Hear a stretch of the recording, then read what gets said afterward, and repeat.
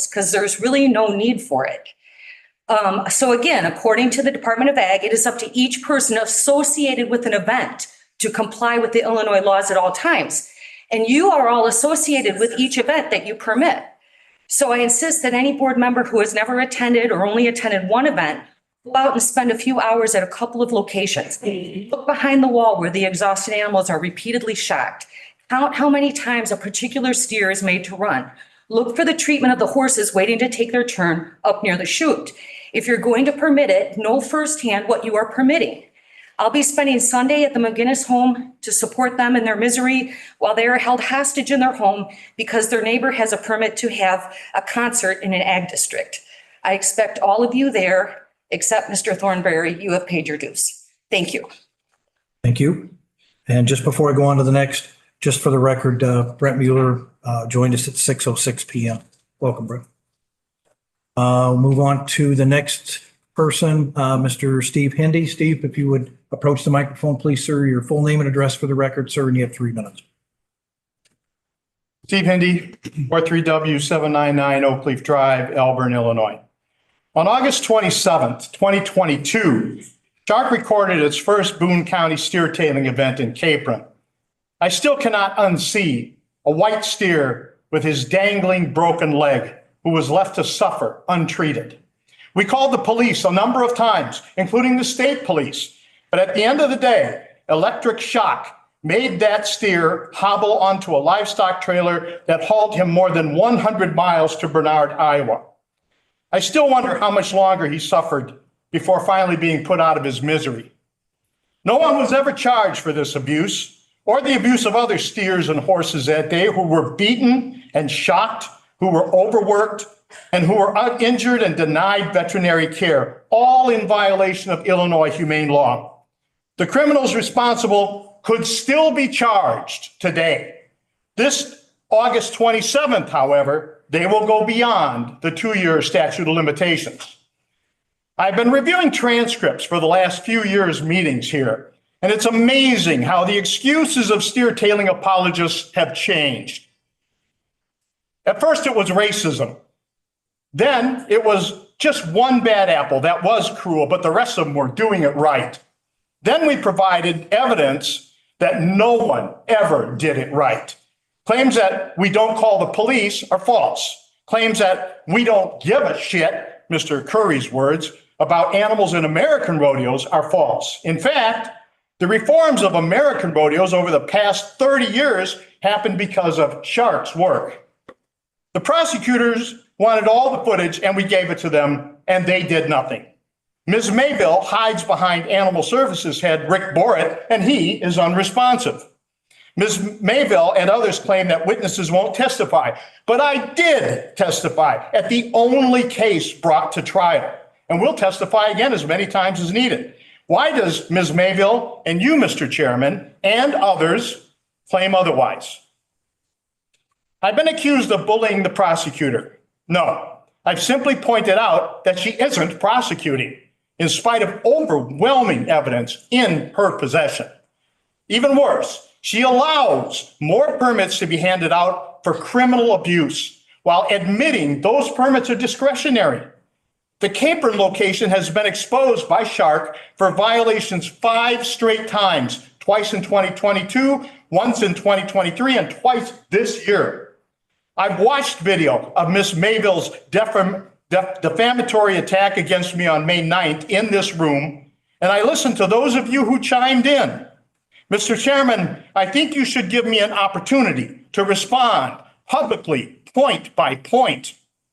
A proper in-depth discussion of this issue is in order. Let's cut through the information and find out where the lies. Mr. Hindy, your 3 minutes are up, sir. Appreciate it. Thank you. We'll move on to the next one is Matt Mogenis. Mr. Mogenis, you want to come on up? Your full name and address for the record, sir, and you have 3 minutes. Thank you. Matt Mogenis, 10861 Spring Road, Garden Prairie, Illinois. If you recall, I was here 2 weeks ago and I ran out of time and I was going to finish my speech at that time. But at this point, we're very frustrated. And I'm going to go back to 2.5 years when we started this mess, that we had a whole neighborhood filled up most of this. And today I've been accused of being the only family that's complaining. And that's just not the case. Most of the people don't have the tenacity or just maybe stubbornness that my family has to pursue this. Most people have just given up hope, or they're quite simply afraid. A lot of the community members, they don't want problems. They don't want all the issues that come along with this. They don't want the neighbors, staring at us, driving by, doing all kinds of crazy things. They don't want any of that. So here we are. We're the last bastion of hope. And it's really disheartening because over the 2.5 years, we keep seeing the goalposts move. And we keep getting different explanations why. And it's apparent that, maybe our frustration is unwarranted, but it's not transparent. It's really never really explained to us why.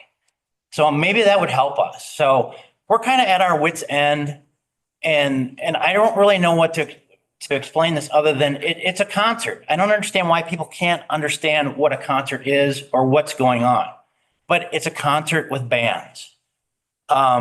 We're going to have 8 hours of it this weekend, and it's promoted as Battle of the Bands, not Battle of the Dancing Horses, not, hey, come out and hear a little music, but the whole process has been bastardized, and it's violating the spirit of the ordinance to have auxiliary music for a 4-H show or a picnic, not come out and let's make thousands of dollars, make as much noise as we can and have a good time. And who cares about what the neighbors think? I was here in the last one, and there was 3 families that came up here and complained about rumble strips. And in 9 minutes, everything was in disarray, and we can't have this, we can't have that. But yet 2.5 years later, here I still am. So, maybe you can have some mercy on us. Maybe you can't. I'm sure we've all said things we regret, but we don't know what else to do. And it's to the point where we're just going to move. Get the hell out of here. So if that's what you want, in this county, have at it. So thank you. All right, next up I have Dara Mogenis. Dara, if you'd step up. Full name and address for the record in 3 minutes, please. Vera McGinnis, 10861 Spring Road. I am really glad we have a full house tonight to have other community members, police officers here to listen.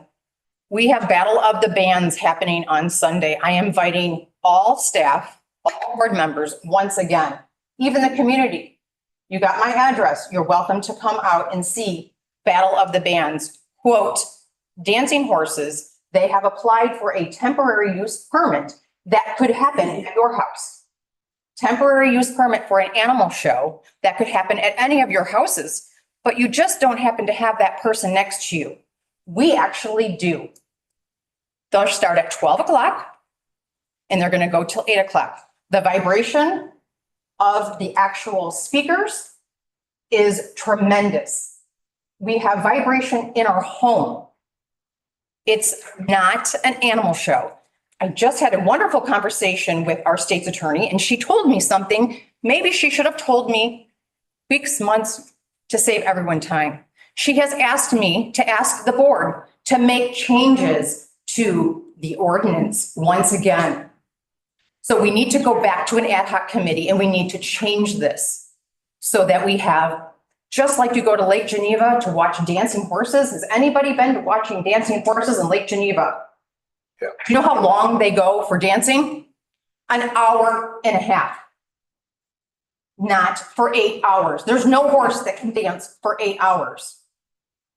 So I am asking the board to go back again and change this so we do not have an animal show that looks like a concert, that actually is a concert. We will probably have over 600 people next to our home. Bring your own alcohol. All ages are welcome. Little girls, little boys running around. It's not an animal show. So I'm asking each and every one of you to go back to the table. I'm asking Rodney, open up the ad hoc again. Let's make changes.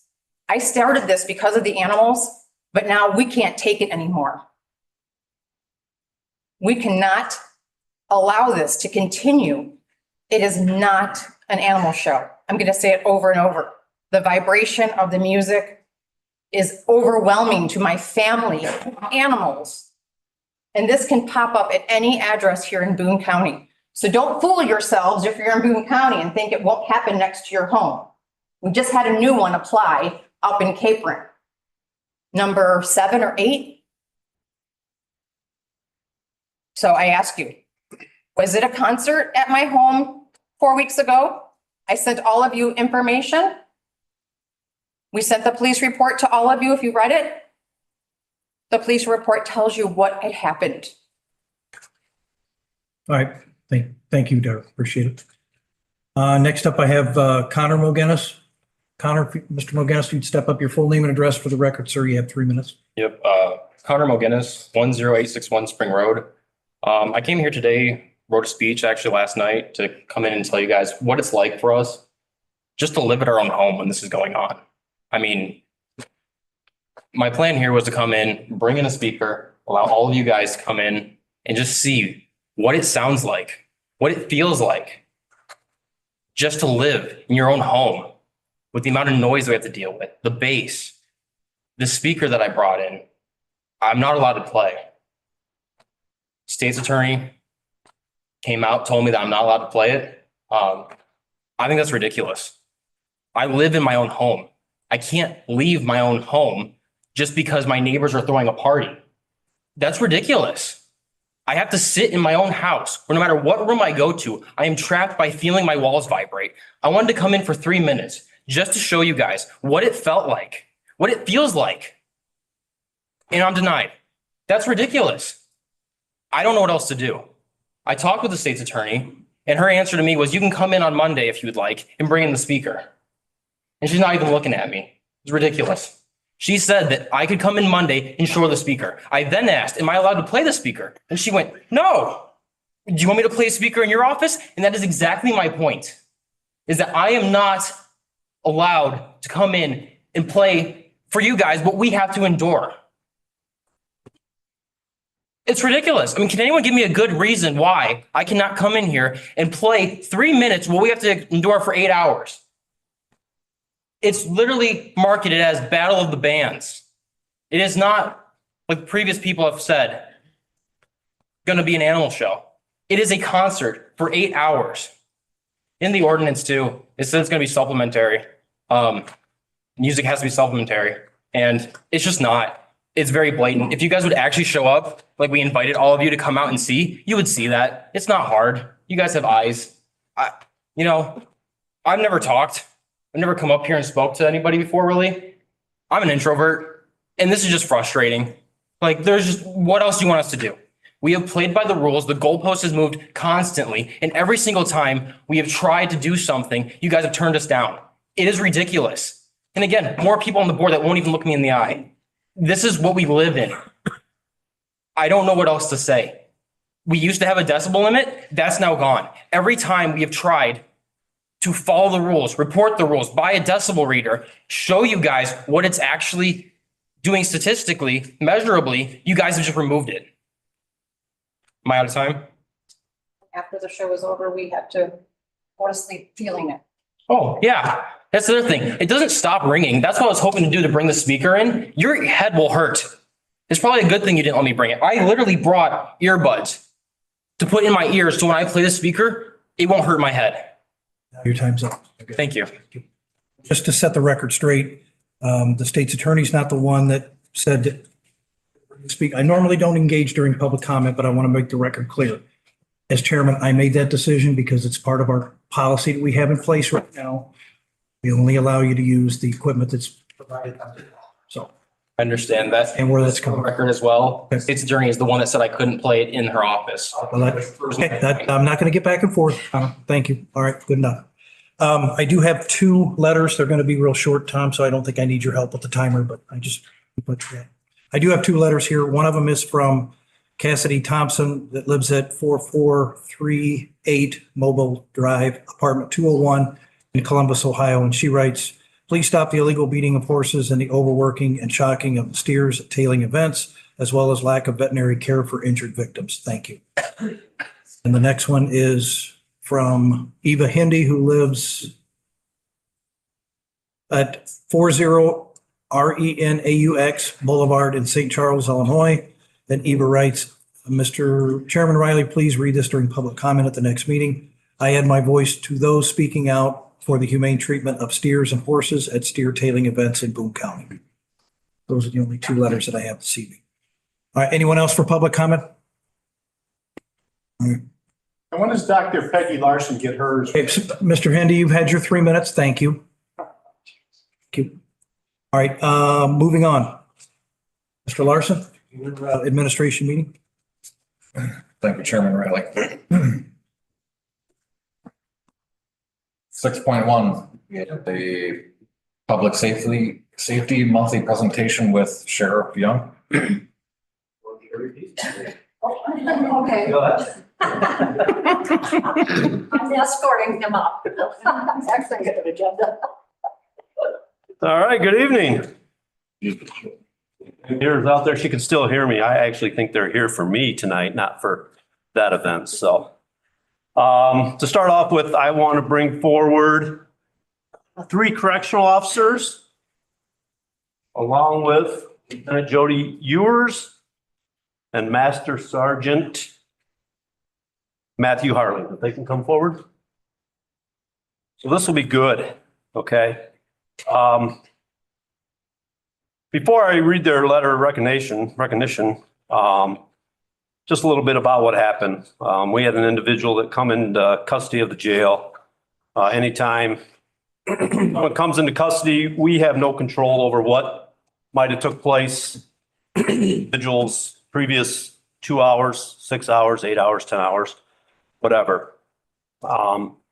These correctional officers have a huge responsibility with any inmate that comes in there, not the ones that are in custody, but the ones that obviously show up. And they just show up. You don't know a whole lot of what, like I said, what they have been doing in the past. Obviously, we bring them in to our, I know some of you have been through our corrections. Obviously, we bring them in and then we take them up to intake upstairs. Within 10 minutes of this individual, an 18-year-old individual being in custody upstairs in intake, one of our correctional officers noticed that he was unresponsive. 10 minutes.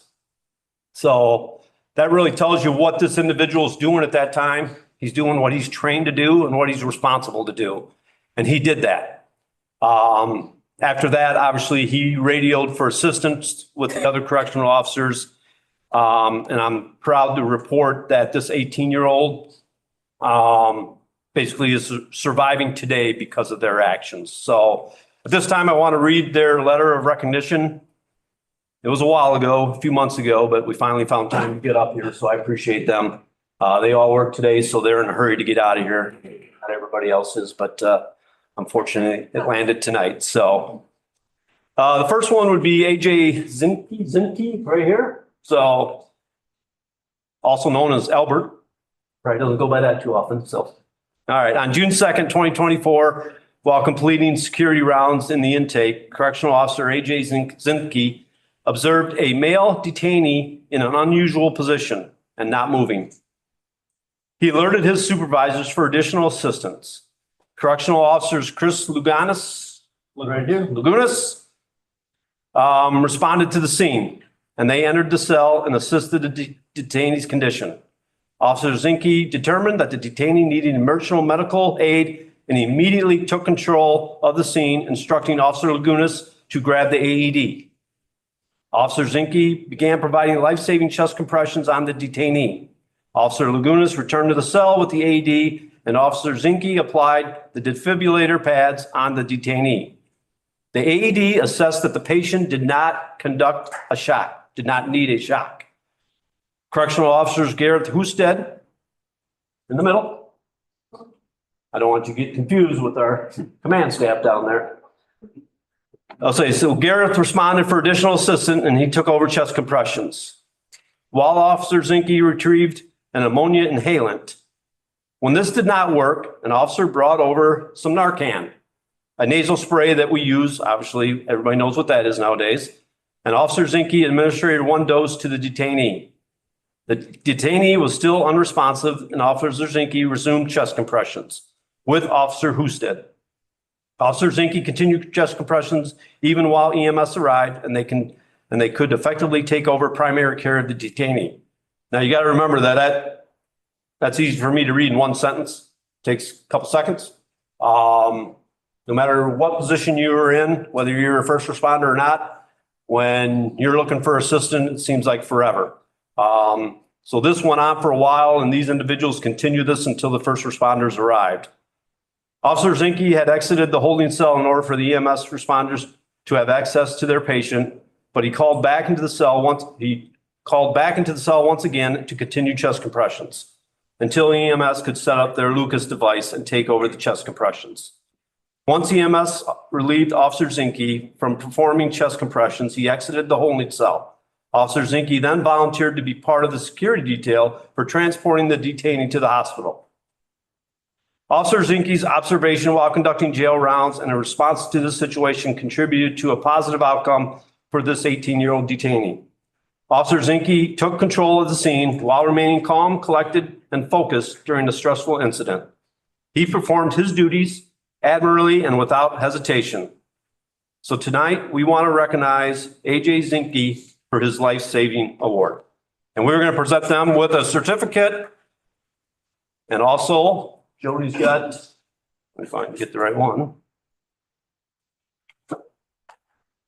Probably be the third one I get. Second. Stay. So tonight we wanted to offer AJ Zinke. Can we down the right one here? All right. On behalf of Boone County Sheriff's Department, in front of your county representatives, we want to offer you this life-saving award and congratulations. And we can't thank you enough. Yeah.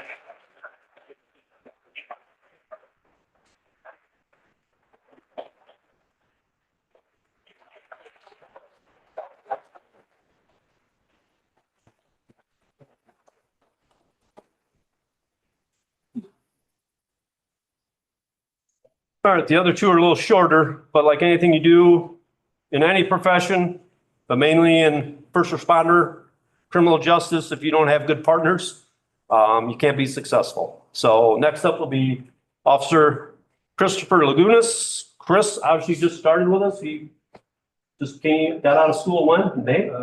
March, okay. So he's a rookie and responded to this detail and successfully saved a life as well. On June 2nd, 2024, at approximately 9:08, Correctional Officer Christopher Lagunas was directed to report to intake to assist Correctional Officer AJ Zinke with an unresponsive male in the intake holding cell. When Officer Lagunas arrived, he entered the cell with Officer Zinke. Once Officer Zinke determined that this individual was not breathing, he quickly retrieved the AED and assisted Officer Zinke with applying the defibrillator pads on the detainee. The AED assessed that the patient did not apply a shock. Officer Lagunas was then assisted Officer Zinke in performing a life-saving chest compression. He continued back and forth, trading off this responsibility. During this stressful incident, you remained calm, collected, focused, and your actions contributed to a positive outcome for this 18-year-old detainee. You performed your duties admirably and without hesitation. And again, for somebody that just graduated in school in March, we can't thank you enough for your efforts on that day. So with that, look at that.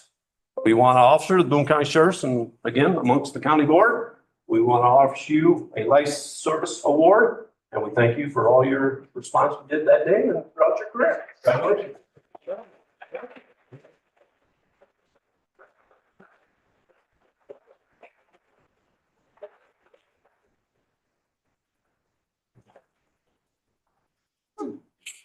All right, one more, pretty much the same. Gareth Husted also responded on June 2nd, 2024 at approximately 9:08.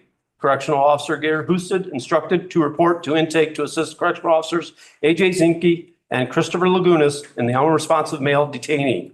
When Officer Husted entered the cell, Officer Zinke had already determined that the detainee was not breathing and was in the process of performing chest compressions. Officer Husted relieved Officer Zinke and traded off performing chest compressions on the detainee with Officers Lagunas and Zinke until EMS arrived. During the stressful incident, you remained calm, collected, focused, and your actions contributed to a positive outcome with this 18-year-old detainee.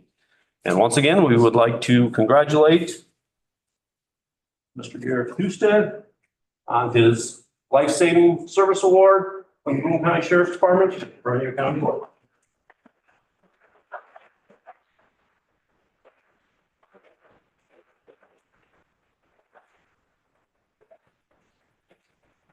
I just want to say a couple things while they're still up here.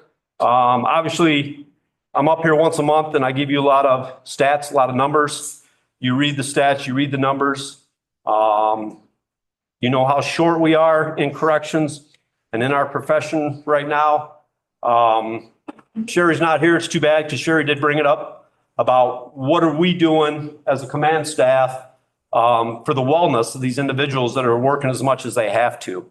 You know, the county board has done so much for us at the Sheriff's Department. We can't thank them enough. We budget big amounts for training, and you accept that. It's almost budget time again, and we'll be up here asking for money for training. And it's when training comes like this, they go to their training, they take it serious, they're saving lives. That's how important this training is. I'm not up here begging for extra money because you have taken care of us with the amount of training. And that's one of the great recruiting tools. It's one of the great retention tools for the Sheriff's Department is when we get that much training and we're allowed to give that much training, it keeps individuals like this around. It keeps individuals like this around.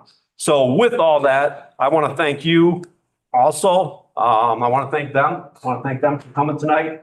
Obviously, we know Master Sergeant Harley and Lieutenant Ewers. Listen, I'm not successful, and I don't tell anybody this, that I'm only as good as them, and they are outstanding. They make me look good. Not good looking, just good. So, but I appreciate all they do, and we are very fortunate with such a great command staff at the Sheriff's Department, and we're just blessed with great correctional officers, great patrol deputies and dispatchers and support staff that obviously throughout each and every day and each and every month make me look good. So I can't thank them enough. So I want to thank all of you for coming tonight. Congratulations and best of luck. Appreciate it. Thank you.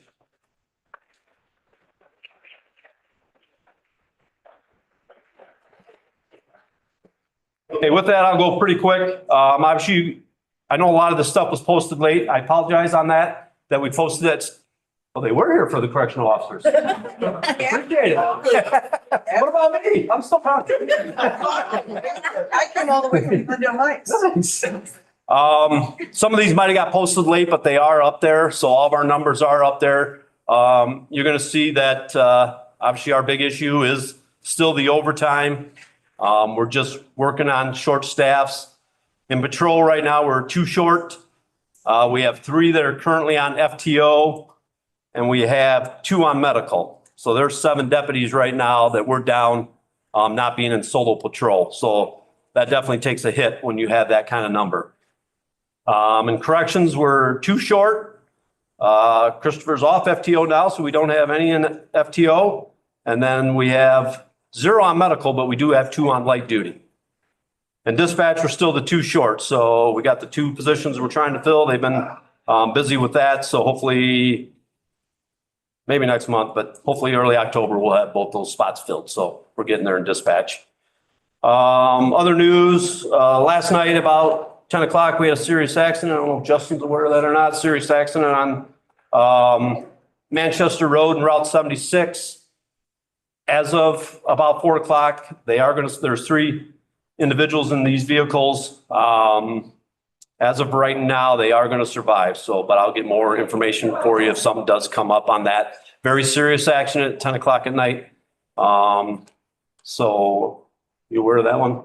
You are? Okay, good. Calls for service, we were up 500 calls. From last year in 2023, we had approximately 2,000 calls. In July of 2024, we had approximately 2,500 calls. As you know, maybe you saw, we did send 2 deputies to the RNC up in Milwaukee. They were working 12 to 14-hour shifts, Sunday through Thursday, and we'll be sending 3 deputies to the DNC in a few weeks here in Chicago. The LPRs, they're all up, and they're doing some wonders for us. The Attorney General did open another round of funding, which we applied for to keep the LPRs, our license plate readers, up and going. And we also requested a couple, not sure we'll get those, but we did. Part of that was asking for a couple more LPRs. Just a few things, and these are June numbers because we don't get the month's numbers till about a week, 10 days into the month. So these are not July's, these are June's. We read over 600,000 license plates we read with these 7 LPRs. For us, it resulted in 11 arrests. Almost 2,800 were what we put on the graphic as a hot list. So 2,800 license plates were suspended for registration, stolen registration, suspended or revoked drivers. So that's a pretty good number there. And we also assisted Rockford PD. One of their homicide victims or suspects, not victims, suspects, was observed driving through 3 of our LPRs. So with the system we got, we're trying to work with other agencies. And I know I sold that to you with these LPRs that we're all getting in the region where we can, look at Rockfords, we can look at Winnebagos, we can look at Cherry Valleys, Lowe's Park. Unfortunately, it wasn't working at that time, so they reached out to us and we assisted them on 3 of our cameras, picked up this homicide suspect. So LPRs are working. Hopefully we get to keep using them. Last but not least is our wonderful week next week is the Boone County Fair. I always keep my fingers crossed and hope that we're all safe and have fun. Once again, we will have approximately 65 to 70 cameras out at the fairgrounds. And several of these will be at 360 degrees. So they pick up 360 degrees, that camera will. Obviously, that's the world we're in now. We're taking advantage of that. We're very blessed. Obviously, yeah, it's a very expensive week for the county board, but it is our big week. We try to do everything we can to keep it a safe event. It's a huge responsibility, but we'll keep trying. I can't thank, again, I know most of them would never come to a county board meeting, but if I don't say, because one of them probably would come, but the Gallo family that continues to do so much for us out at the fairgrounds, it's just, you can't wrap your head around what they do. It's just amazing what they do out there. And I can't thank them enough being in my position, what they do for me, especially out there to try to keep everybody when we have 225 to 250,000 people coming through the gates in just a few days. We try to do everything we can to keep everybody safe. And without their assistance and months of work that they put in, seems like everything aside, even their spouses, for the Boone County Fair. But I just wanted to do a shout out to them and thank them for all they do. And hopefully when I report back in September, I can report that we had another safe week and everything went well. So with that, I'll take any questions. Any questions for Sheriff Young? Get me out here. He's good. Thanks. So Larson, just real quick, at 6:24 PM, Vice Chairman Ryan Curry's on the line. Can I entertain a motion to allow him to join the meeting remotely, please? By Mr. Schneider, second by Mr. Larson. Any discussion on that? Seeing none, all those in favor, aye. Aye. Any opposed, no. Motion carries. Welcome, Ryan. This? Okay. Yeah, either one. Go ahead, Mr. Larson. To 6.2. Highway Department monthly presentation with Highway Engineer, Mr. Crone. Yes, today we held our traffic safety open house from 4 to 5 p.m. To gather public input on traffic safety. And we had a few individuals show up to provide information. This is all part of the SS4A Safe Routes for All grant that we have that will hopefully wrap up by the end of this year, and then we'll have a report. And then from that report, we will start to apply for implementation dollars. Tomorrow, I am meeting with IDOT to discuss the Illinois Route 76 and Woodstock, Spring Creek, and Caledonia intersections, as well as the town hall roadway extension.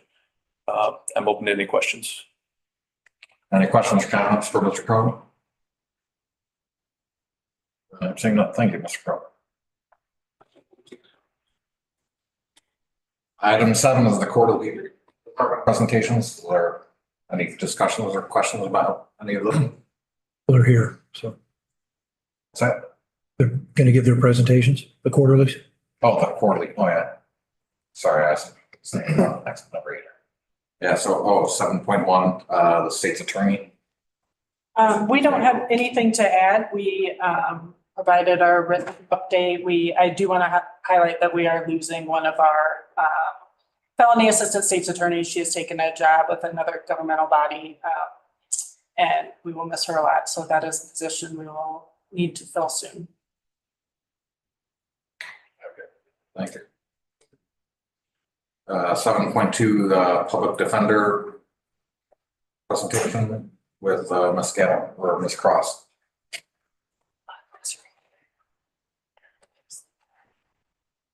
All right. As I've been writing in every services rendered report since February, our office still remains short-staffed. We have finally been able to fill our first assistant position. That's been open since February. I also have a new assistant public defender joining us on August 12th. He just took the bar yesterday. So we were supposed to have 2 attorneys join us on August 12th, but less than 2 weeks ago, one of our new hires backed out after taking another position. So that leaves our office 1 attorney short and also training a new attorney. We have been aggressively advertising for the open entry-level position. So far, we have very little interest. I am really proud of the work that everyone in our office has put in while we've been understaffed. I've really appreciated all the support from the other departments in rearranging court calls and dates in order to make sure our office can cover all that's needed while we've been so short. Our administrative staff has also kept us afloat, and all 3 of them have been essential in rearranging appointments and caseloads and managing our calendars, which were sometimes changing daily in order to accommodate for court calls and the Safety Act. Our office manager, Terry Jackson, just celebrated her 10th year at the county at the end of July. She keeps our office organized and running, and we appreciate her dedication to our office. So we're really looking forward to hopefully a calmer and staffed fall. Anybody have any questions? Any questions or comments for Ms. Cross? Thank you. 7.3, probation quarterly department presentation with Ms. Gallo.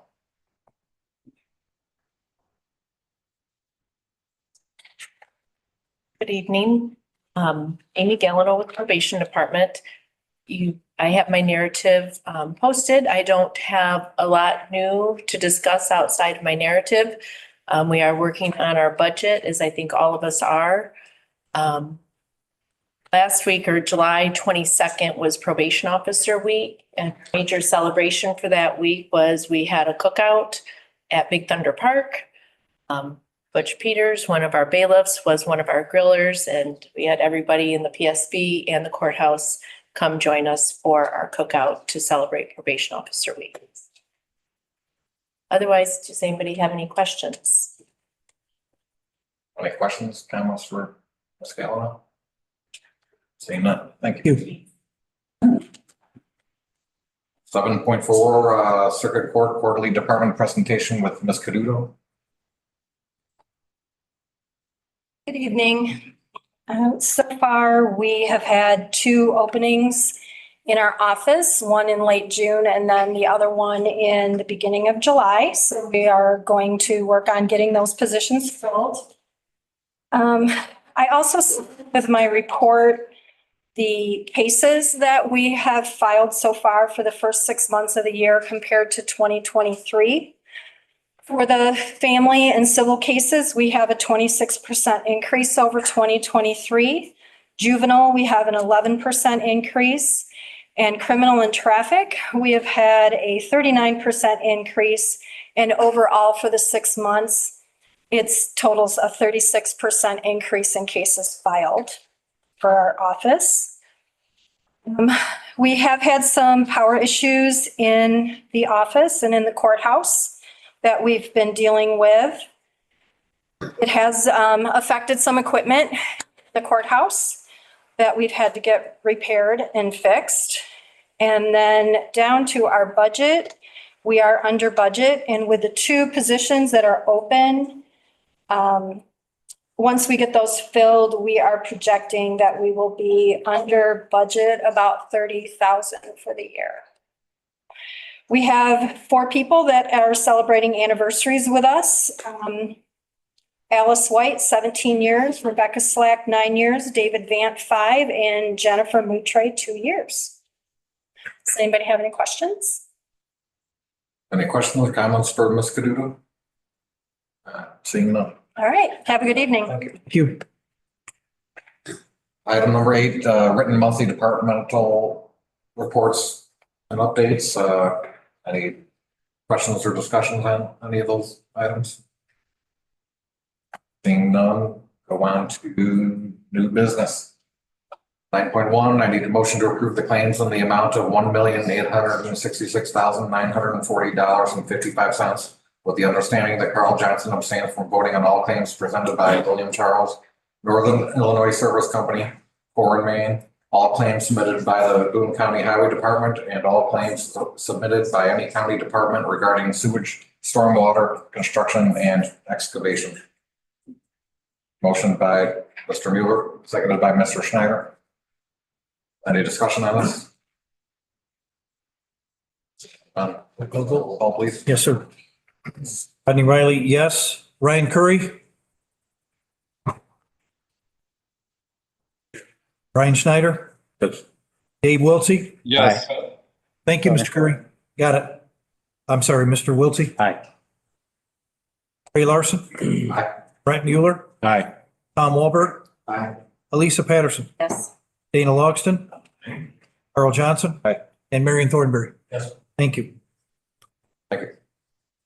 Carry.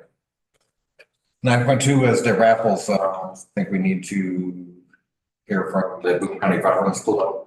Yep. Their raffle plans. Do we have somebody here from the Veterans Club? Do we need to hear them tonight or at the full board meeting? Yeah, you got members from BAC here. Is there someone here on these raffles tonight? We need you to speak real quick on it. No?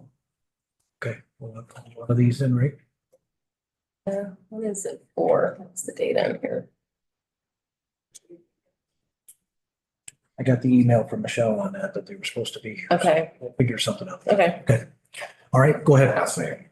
Care for that with them all. On to 9.3, presentation from Eagle View or aerial imagery.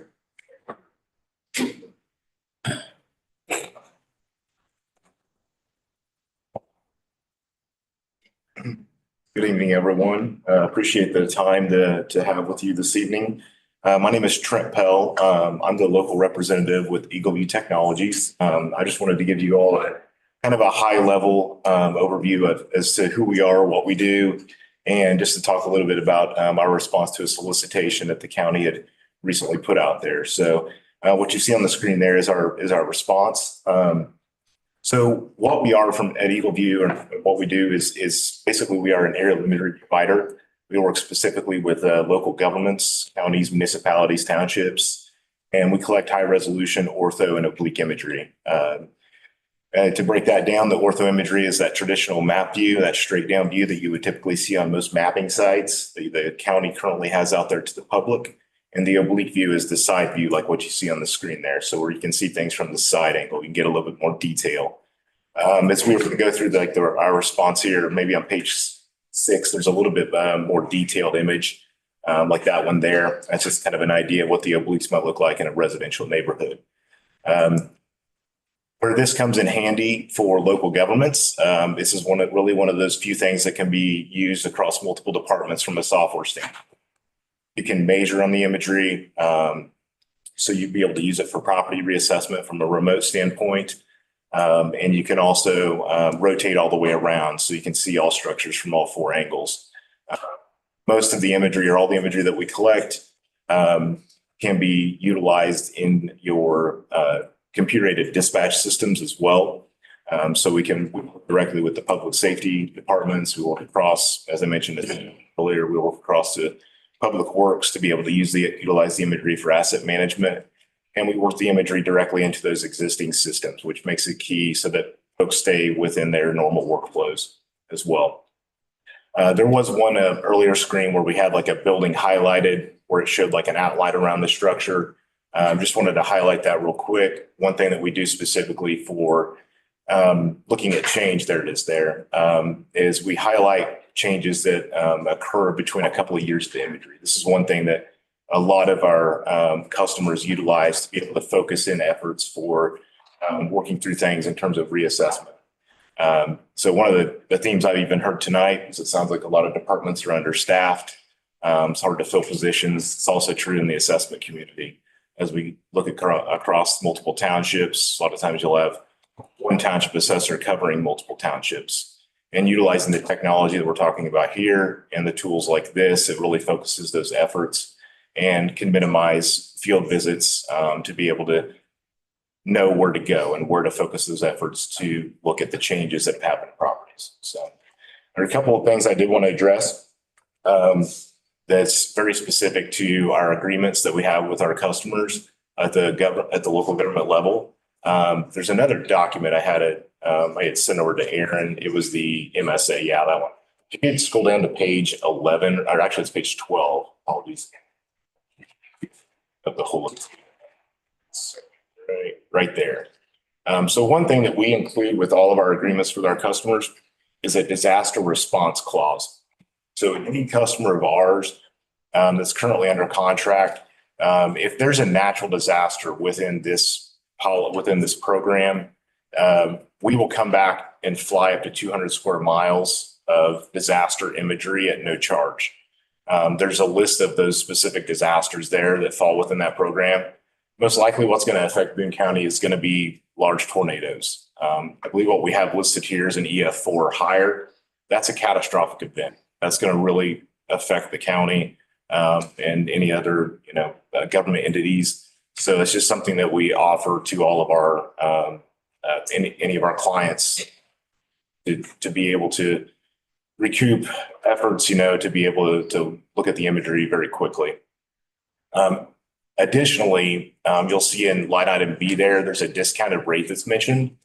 If there's a specific disaster that affects the county that is not mentioned up there in the top section, or there's a lesser magnitude event like an EF2, EF3 storm, we can still come back and fly that at a reduced rate.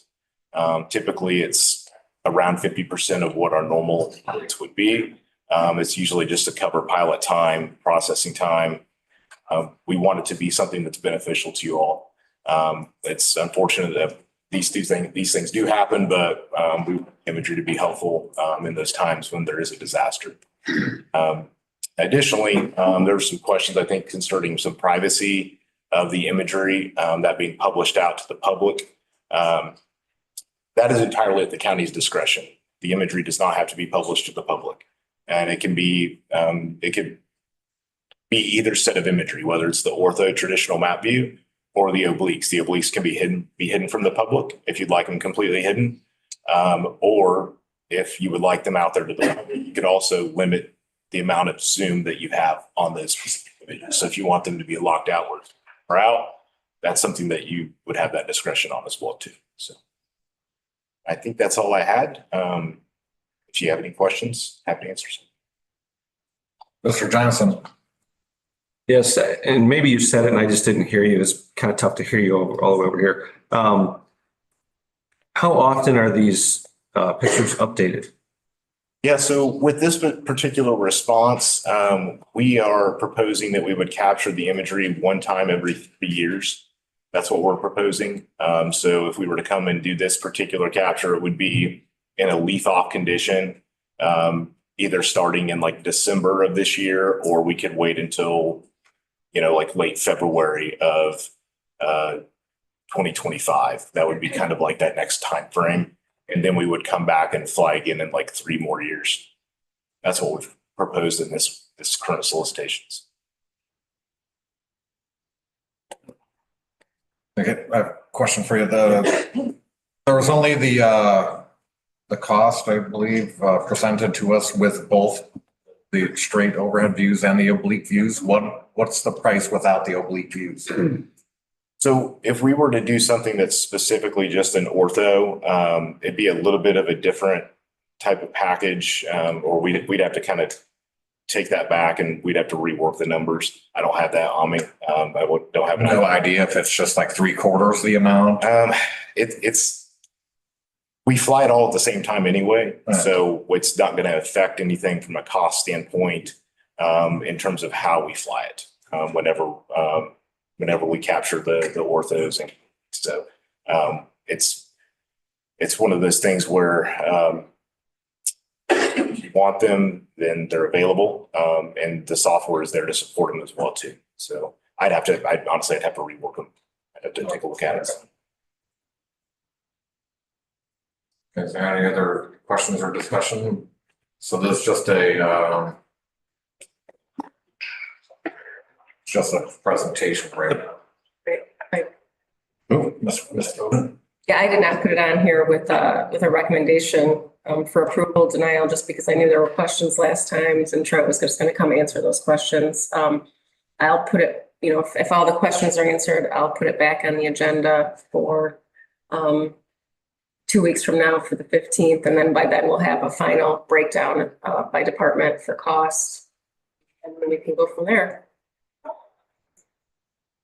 Yeah, and so I was the one that brought up it's actually like a term kind of, letting anybody in the world have an oblique view of every building in our counties. I like that it can be controlled and we don't have to, it's entirely the county's discretion. actually let that be in everybody in the world's hands. So, any other discussion on this? I had one question. Curry? Did I hear you right when you said that only F4 tornadoes or higher for natural disaster? As a part of the no cost within our disaster response program, it is the NEF4 or higher.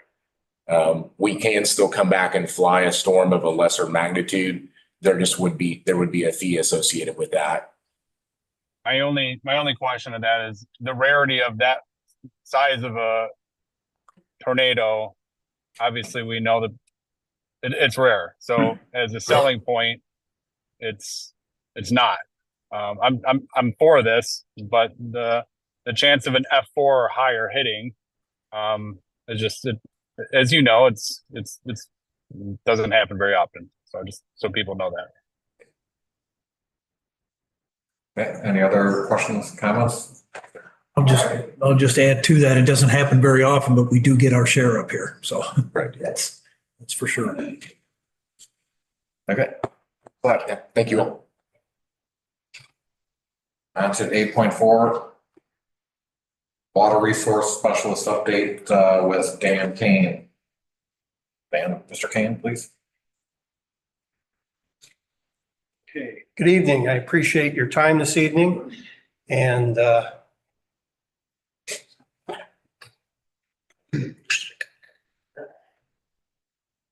thank you, Aaron.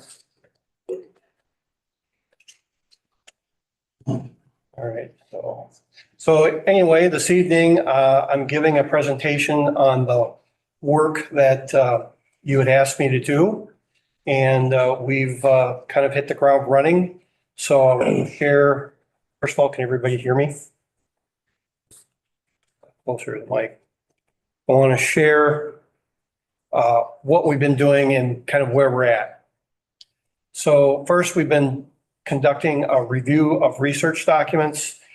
This includes ISGS, Illinois State Geological Survey references, and other similar types of documents to take a look at what the status of our water resources in the area are and go through those documents, looking at stormwater management, our existing plan that was adopted, I think, in 2012.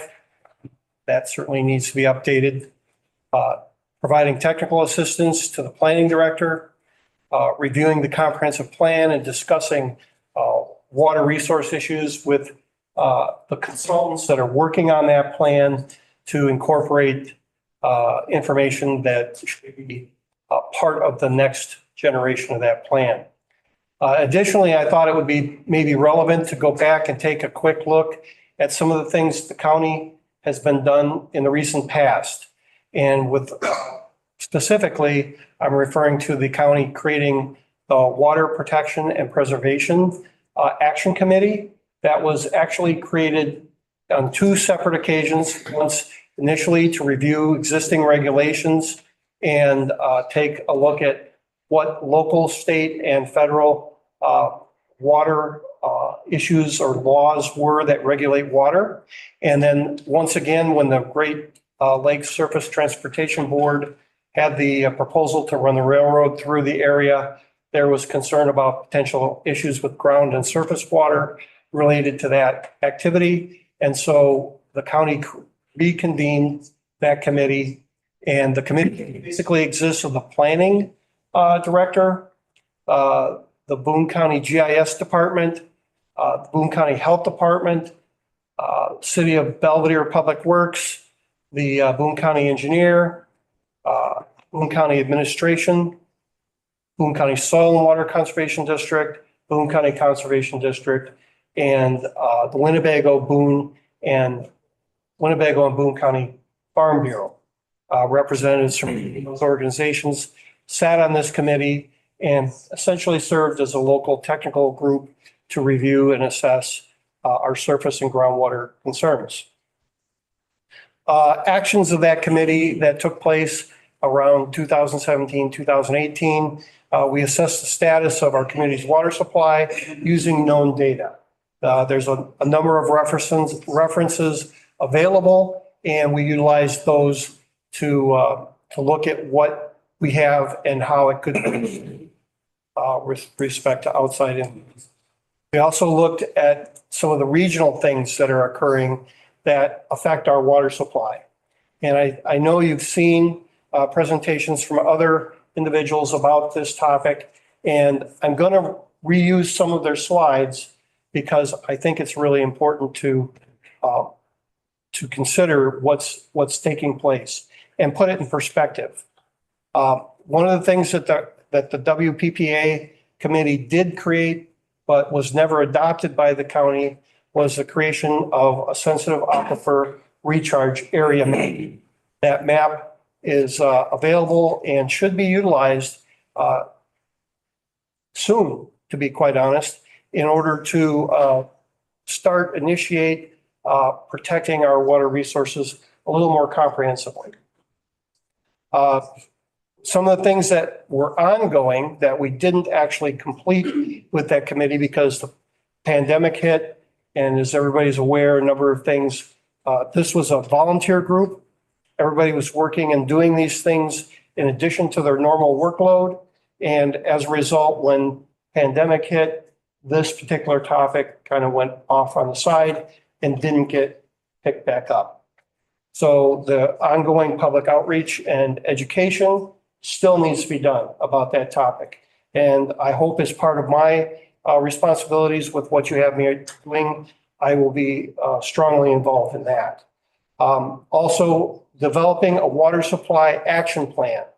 And that should be comprehensive across the community, not just the county, but also our municipal partners in this area, because everybody is drawing from the same resources, and those resources need to be looked at and approached uniformly, as opposed to, one place doing one thing, somebody else doing another thing. So I'm hoping that we can also work to bridge gaps with participation with this effort as well. And then working with local, state, and federal partners. And in this specifically, I'm talking about the three-dimensional geologic mapping and the effort to pursue that and complete that process. Back in 2019, our WPPA committee had actually worked and had reached the point where we knew we've done everything we could do locally to work toward our water resources, and that the next step would be doing the three-dimensional geologic mapping and the follow-up groundwater modeling that would go with that. And so we had already reached as a committee that consensus, and then moving it forward was something that we hadn't been able to really do until just now. And so the SARA map, or the sensitive aquifer recharge map, is the document that you see on the wall right there in the slide. The community water supply is completely dependent on sustainable groundwater recharge. And if you think of our water supply as, you know, it's buried in the ground, but it doesn't get there but from the surface. And so we're looking at precipitation, snow melt, things of that nature are what recharges or resupplies the water for this area. So the map, as I noted before, was created with existing data. The data is good. There's no hesitation in my mind about that map to get us started and start working toward creating ordinances and things that will protect our community's water supply. And the red areas shown on that map are the areas that are more sensitive to providing groundwater recharge or allowing water to infiltrate the ground and become part of our aquifer systems that we depend on. And so the other thing is raising the community's awareness and understanding about why this is important, why they are in need of doing these things. And I hope to play a role in that. Conducting the three-dimensional geologic mapping will advance the county's information and provide us with the information needed to make good decisions and maintain a high-quality, sustainable water supply. And as I noted before, there are some really compelling reasons for doing that.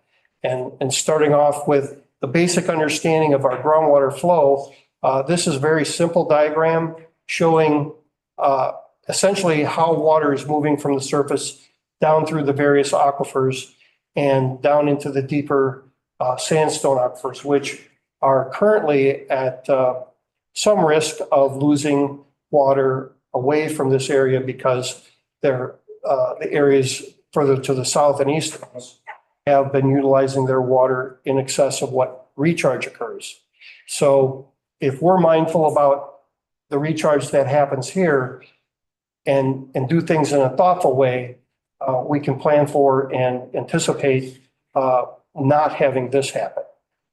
And so what this is showing is the orange areas that are off to this part of the map. That's what's called a Kona depression.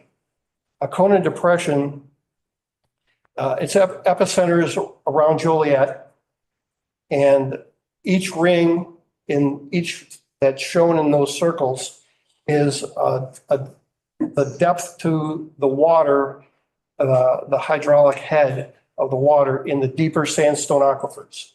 So what that's showing is we've got a hole in those aquifers without water, and that just like a cone or a funnel, if you picture a funnel, the water is flowing in all directions from the areas of higher elevation to the area that's been depleted. And so that water is going to continue to drain away at the rate that water can flow through the medium it's flowing through, which is sandstone. And, you know, it made this Kona depression took about 100 years to create. And the last 40 years have had the greatest effect in creating it and expanding it. And that's because of additional pumping that is occurring from all the communities in that area, extending between here and there, including Belvedere and Rockford and the other local communities. They all are contributing to this effect. And as I noted, largely the significant decline in the level of water in that aquifer has happened in the last 40 or so years. I think we've covered that. The other part of the equation with this is that it's not just affecting groundwater and those aquifers. There is some connection. We don't know how extensive, but even the Kishwaukee River is already showing reductions of flow to its baseline flow. And that baseline flow, as shown in this graphic, the first graphic on the left is showing that water's leaving the stream and going into the ground and charging the well that's pumping out of the aquifer. That's right here. On the other diagram, you're seeing the orange zone, which if you get some recovery of the water in the aquifer, the water would naturally be flowing to the stream and discharge into the stream. And so there's an effect that that's taking place not only to our aquifers, but also to our surface water system. And what that's telling us is they're very well connected. They're not systems. And so what happens to one is being reflected in the other as well. The vertical flow to the deeper sandstone aquifers is actually increasing, and that's because we're pulling the water out, and so the water from the surface that is migrating into the shallower aquifers, because we have multiple aquifers, is still finding its way down into those deeper aquifers. And our withdrawal rate from the Boone County pumping, which would be all the municipal wells, not residential wells that you see out in the rural areas or subdivision areas. It's really what they're talking about is the effect from the municipal wells. That's the black line that you see on the graph. The red line is the water that's leaving as it flows away to fill that void in the cone of depression that I showed you in a couple slides back. And then the blue line, the dash line, that's showing the vertical flow that's going from the surface down to the deeper aquifers. And that's a combination of the other two water losses, one from pumping, one from the water draining away. So the combined amount is that blue dash line. And then, yes, Mr. Johnson. Dan, just to be sure, the MGD is at million gallons per day? Million gallons per day. Yeah, so when we were looking at the previous slide, I think we're looking, let's see if I can back up. Yeah, we're looking at a total of about 12 million gallons per day. And that was back probably around 2018. This is not a up-to-date slide. So the information that was used to create the graphic was probably done around 2018. And, you know, as time progresses, the water doesn't stop flowing away to fill that void. It's moving constantly. You know, it's trying to seek its level is what it's doing. And as a result, that's going to continue for the next 100 or 200 years. And the water is going to continue to try to find that level. So what does that say about retaining our water supply? And it means that we need to do what we can and initiate planning that factors in. We know that's going to be continuing to move away. We also know that from an economic development perspective, we need to have the ability to withdraw water at a rate that meets our needs. And so we have to take that into consideration. And it's a complex system, but getting this three-dimensional geologic mapping and following up with the modeling will give you the data you need to make good decisions. And in the interim between now and the time that's completed, we can work on ordinance and stormwater planning and the things that can be done to ensure that once we get that data, it can be plugged in right away and you can start utilizing it because it's an interactive system. McHenry already has a comparable system in place. Theirs is about 10 years older. The new technologies are even better than what was available at that time. And I'm sure that the county departments here that utilize and look at planning and look at the need for our water will be able to take that into real advantage. It should also be considered an economic investment tool because you're looking at being able to communicate to anybody interested in doing business in this county, not only the existing businesses, but future businesses. You can tell them we've developed a plan to ensure what happened in the Joliet area is not going to happen here. And therefore we have an advantage in that regard. This particular slide is showing the discharge reduction in the water being discharged to the streams and the tributaries to the Kishwaukee River. And back when this slide was created again, I think around 2015, that reduction had reached a little over 10%. And right now, the Kishwaukee River and the watersheds that are tributary to it, we know they've been pretty high quality. And they're of the highest quality in the whole state. Nobody else has better quality streams than what's flowing through our backyard.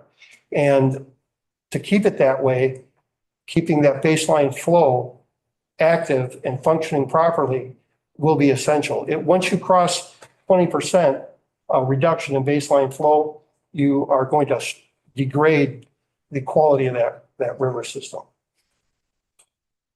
So the local effects, I've kind of covered part of it already. The Kishwaukee has a baseline flow that's dependent on groundwater. The flow paths to that water that come from the shallow aquifers and go into the river are at a tipping point right now. And so looking at that baseline flow, what can we do to ensure that that flow continues to be there and functioning properly with the river? The quality and character of the Kishwaukee River will degrade if we don't take the steps to implement measures today or in the next few years, because that baseline or the decline in the level of those aquifers is affecting what's going on with our shallow aquifers as well. And so as time progresses, hopefully the three-dimensional mapping, if you do it, if you pursue it and get it completed, it'll give us a much clearer picture of what's actually going on in terms of the geology of the area, how those aquifers function in terms of surface and groundwater, and give us a better way to assess the trends, what's happening to that water supply over time. And so taking another look at this graphic, I just want to restate the fact that Belvedere and the other local communities in the county are dependent on groundwater, and we are located within that Kona Depression. Local water use is probably contributing to that. We don't know exactly to what extent. That's something that the three-dimensional work will help us figure out. And the local geology facilitates it's interdependent with the surface and groundwater systems, and that can't be overstressed because they're so well connected in this area that they don't function really independently. And that the three-dimensional mapping will make a big difference in our level of understanding and being able to address and be strategic about how we approach our community's water supply and the way we preserve and protect it.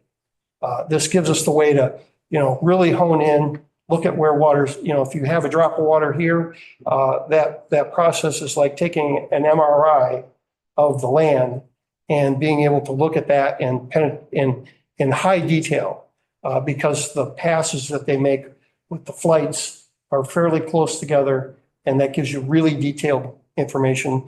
And then you add to it the ground truthing that's done, which is the drilling of wells in where you need to collect additional data to ensure the accuracy of that geophysical data. Then you have a really valuable tool, and it'll be an interactive tool that you can look at, work with, and the public can see it and use it as well.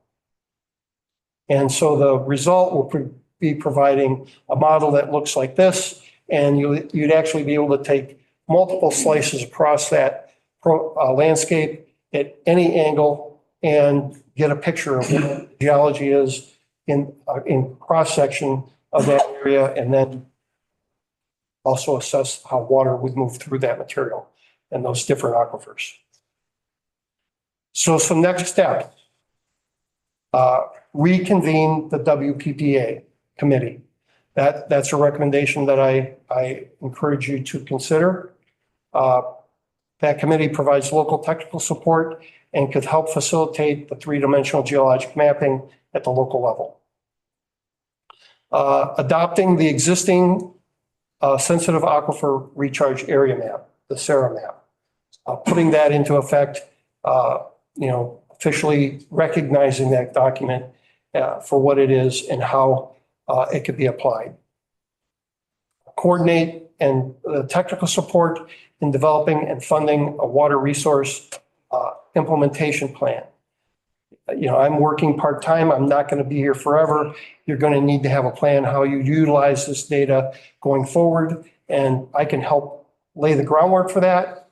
But, I also have a farm in central Wisconsin, and I have many things I hope to accomplish there as well. So I'm working now for some period of time, but I'm not going to be here forever.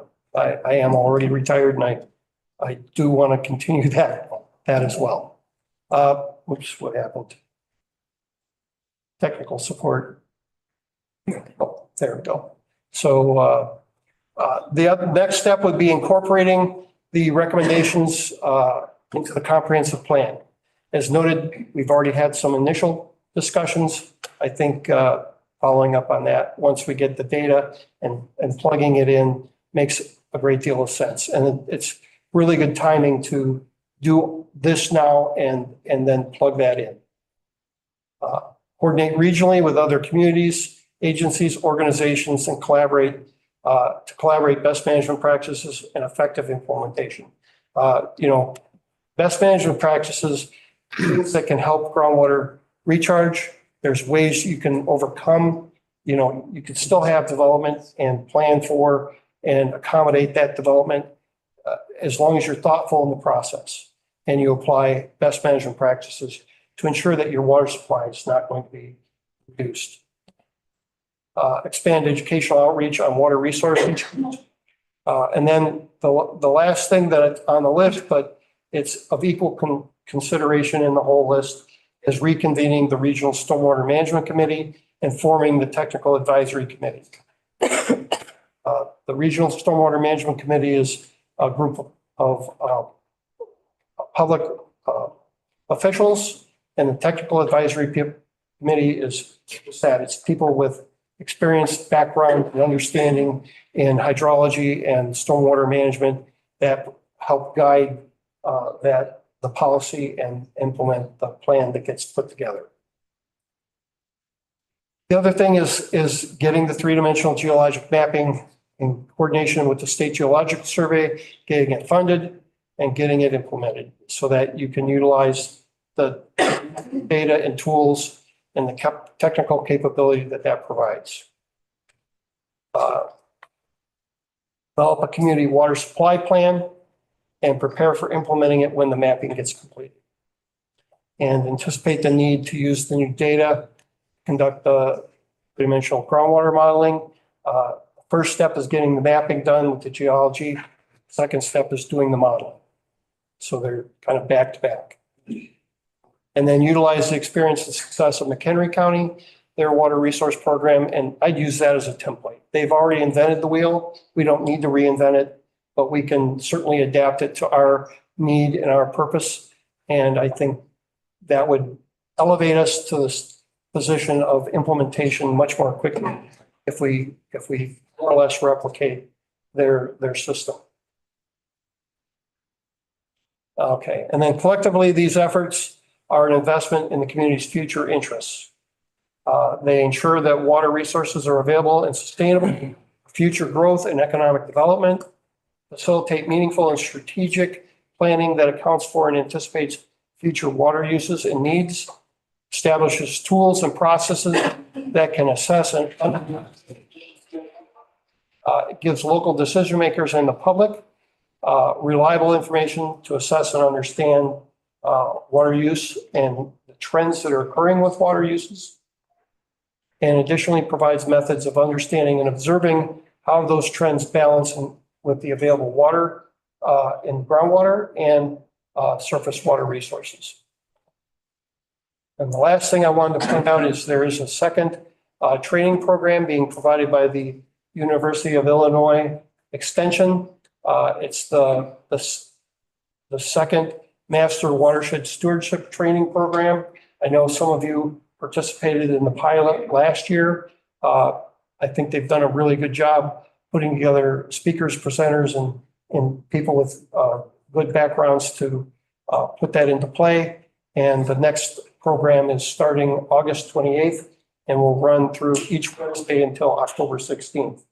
So I think there's a new opportunity for people to, get a little more background and understanding of how water functions in the natural world and how we can contribute to what happens with water. So I have any questions? Yes, sir. Mr. Wiltsey? Thank you, Mr. Chairman. The thing you just talked about, first place has been very informative. I really appreciate this.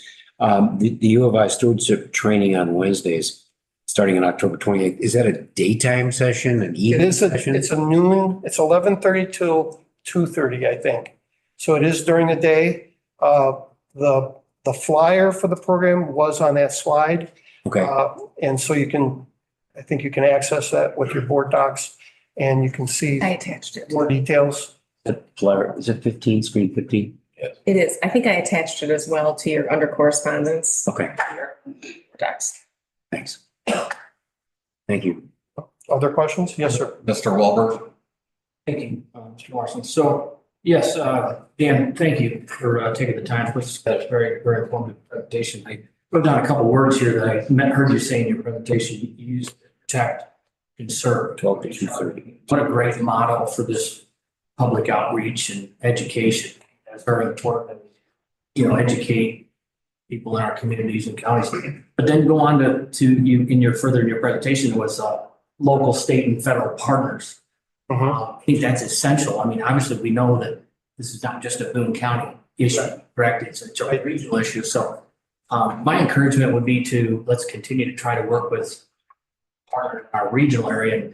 And I mean, have you had any process or thoughts? I know this is all brand new here. Right. I don't mean to put you on the spot, but maybe that's just kind of a rhetorical question, but if you have any comments, I'd like to hear that. Yeah, I've been in contact with the people involved with the three-dimensional geologic mapping.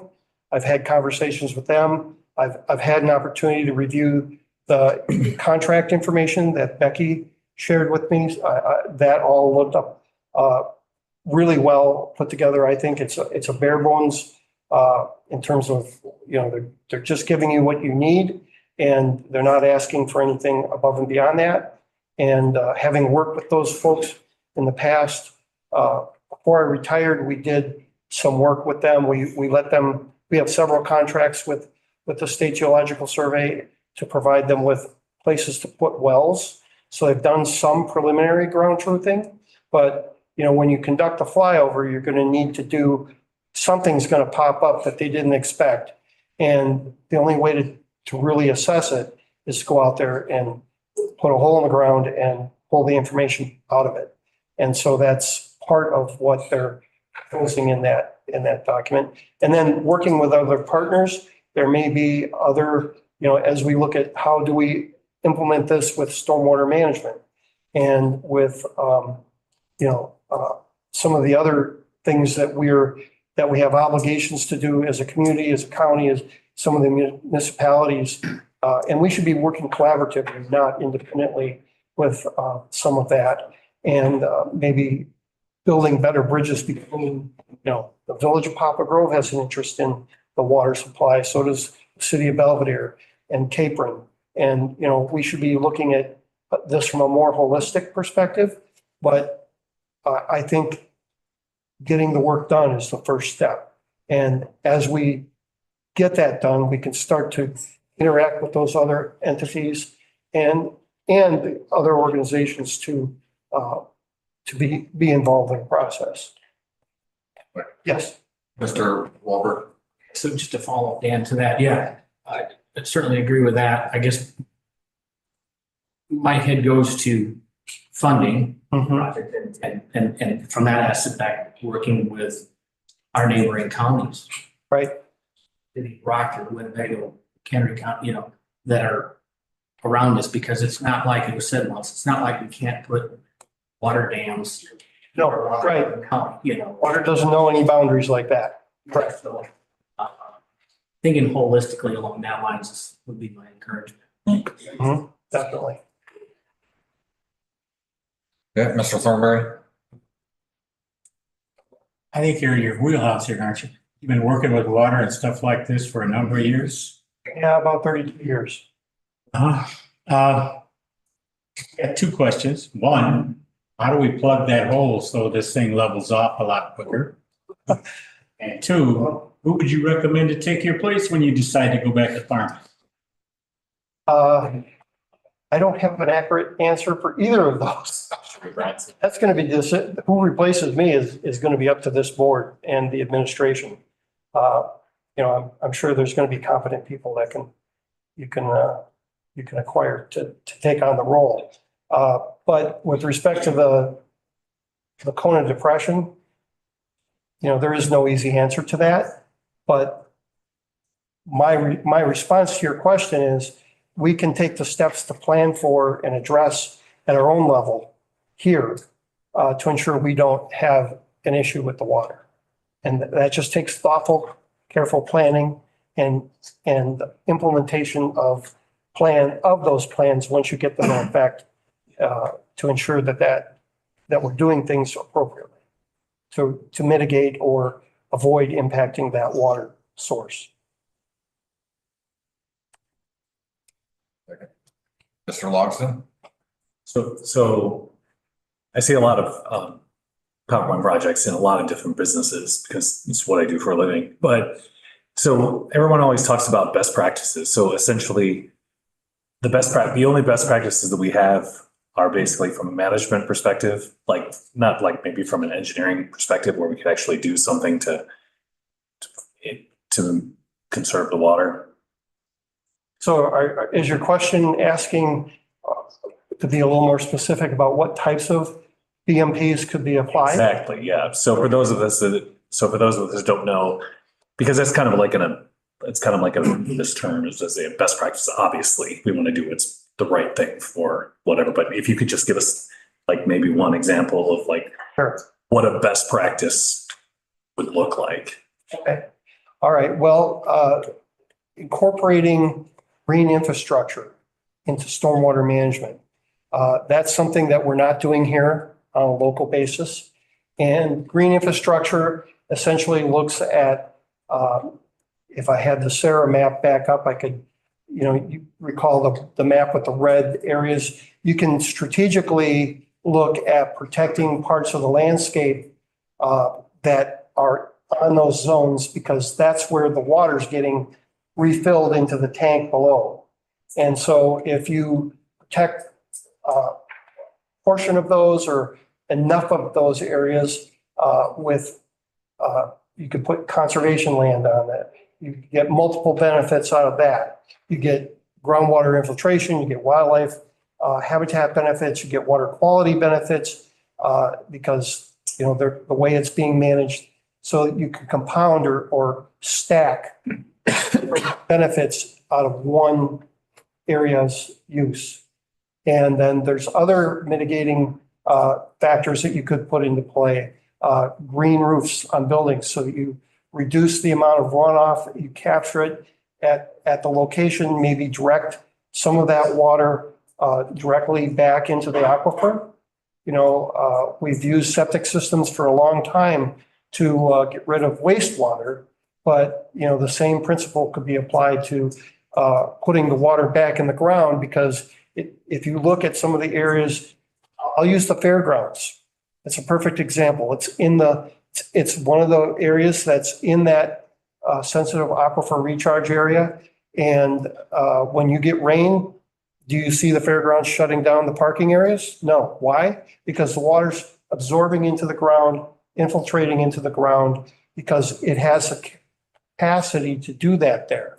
So people don't worry about getting their vehicles stuck by driving and parking on the grass because it's part of that highly permeable, high hydraulic conductivity area where water just doesn't flow across the surface, it goes in the ground.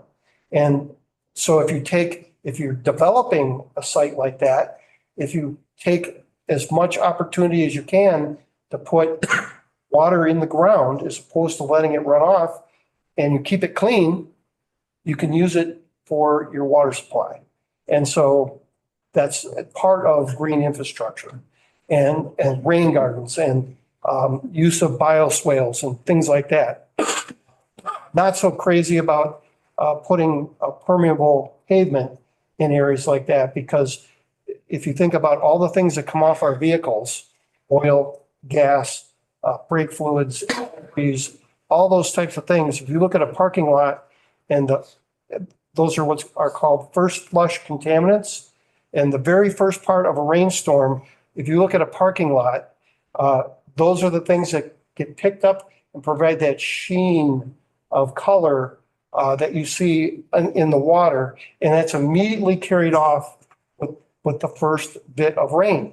And that goes right into our rivers and streams because it's part of the stormwater management. And same thing with road salt. That's being carried with those same constituents. So if you take the steps to separate where one part of the stormwater flows and maybe put it through some treatment before it gets released, treatment, I mean, bioswales and things like that are, they're quasi-engineered because they're designed, and then they use biological processes and sunlight to degrade and break down the things that are, harmful and get some to that before it enters the stream or goes back in the groundwater. Does that answer your question? Oh, yes. Thank you so much. Mr. Mueller? I'd like to add, Dan, my brothers and father farm the ground to the north of the fairgrounds, and with the 3-inch rain that we just had, there's no ponding on that. Right. 600 acres through there, and it's, good point. That is, if you start building on that area, that could be that's something that this project needs to look at. Right. In the future. So. Right. Exactly. That's exactly the type of thought that has to be looked at is right now, all that water is going in the ground. And otherwise you go just a little further north and you change and you go onto the hill plane of the previous glaciations. And there, most of the water runs off, 90% of it, and maybe 10% actually gets into the ground and becomes groundwater recharge. So it depends on the landscape, depends on the geology, and that's understanding that gives you the tools for good planning. There we have Ms. Roberts. Yeah, I just wanted to add, capitalize on the opportunity of the timing of this with us updating our zoning and subdivision ordinance and the standards that can be implemented through that process as well. So keep that in mind as part of this. Okay. Thank you, Dan. Any other questions? Did I cover what you needed? Any other questions? Excellent, thank you. I just want to touch on, excuse me, Mr. Dan, hang on. I'm sorry, my hearing's not that good. No, sorry. Just want to touch on what Mr. Walker was kind of mentioning. Any ideas of getting some funding for this would be appreciated. Yeah. Or I'm sure Ms. Tobin has probably been looking at it too, but so any ideas would. Okay, what I can share is that back in my previous line of work, when I was working at the Conservation District, we were trying to find alternative funding sources to conduct a 3-dimensional geologic mapping. And we had written grants in collaboration with R1 and had some assistance with their grant writer. And we pursued a number of different private sources of funding, Coca-Cola being the biggest grant program that we tried to get something from. And the response we are getting back is that those are the responsibility of government entities and that they don't take on those kinds of funding requests. And so it was kind of put back in our lap that, this wasn't the right route or the right source for the funding. Now, that being said, are there any sources that would contribute to this? And I think with the contract that you're looking at, the state is contributing some portion of the cost of implementing the three-dimensional geologic mapping. I don't know what percent. It's not spelled out in their agreement. What they tell you is what you have to contribute and to make it happen. And I don't feel comfortable saying those numbers out loud because I don't know if you've discussed the content of those documents yet or not. And if not, I don't really want to disclose something that's still not public.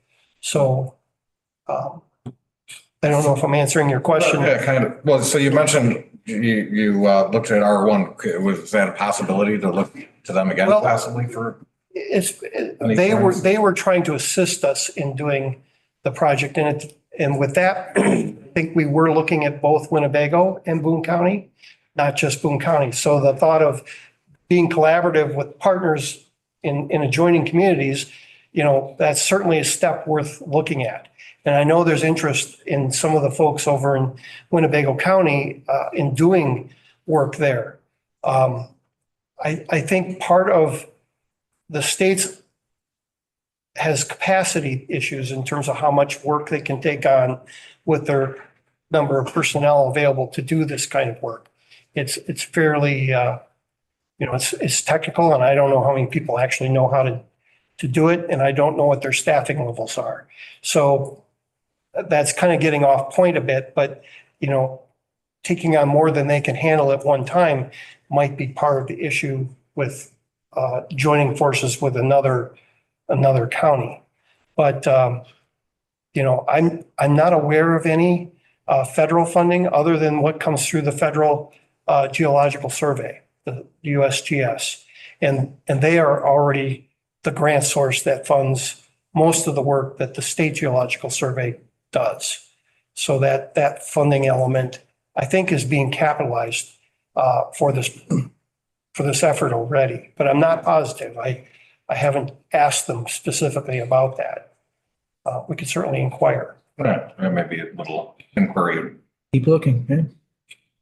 Good, yeah. Okay. Any other questions or discussion? Okay. Yep. All right. Thank you. Thank you. Thanks. No winter governmental reports or updates, doesn't look like. We get. Riley? We get 9.5, the Health Department Administrative Campus Construction. I had something. Sorry. I had another one highlighted on the Health Department and Administrative Campus Construction Project.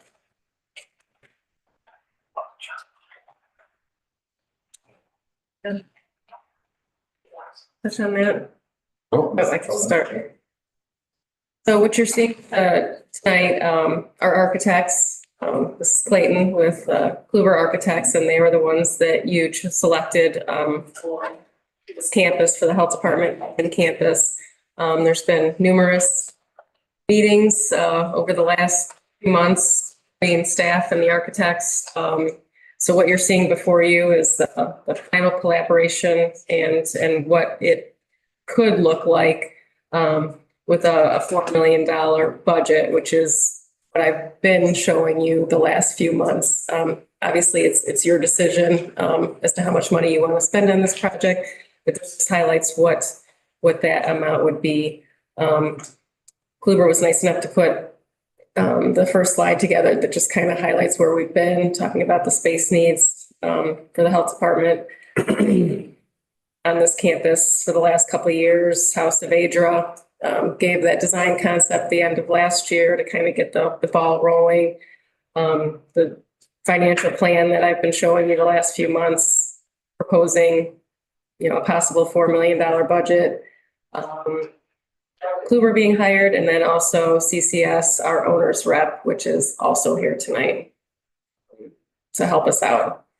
So with that, I think Clayton was going to present what they came up with. Thank you very much. If I could have the next slide. So again, thank you, Becky, Mr. Chairman, members of the board. Thank you very much for this opportunity to come before you this evening and present this project. We're all very excited about it. We've got a number of the members of staff here that from the departments that we worked with to develop this project to this point. And I'm going to start by just going through a little bit of the history of our impact on the project since we became involved. Becky's given you a little bit about what happened before we got here. So I just want to bring you up to speed from the point we started until today. We began by reviewing the county's available information, including the original concept and budget developed by Surveyor Architects. We then met with all the user groups to confirm space needs and develop an initial program draft.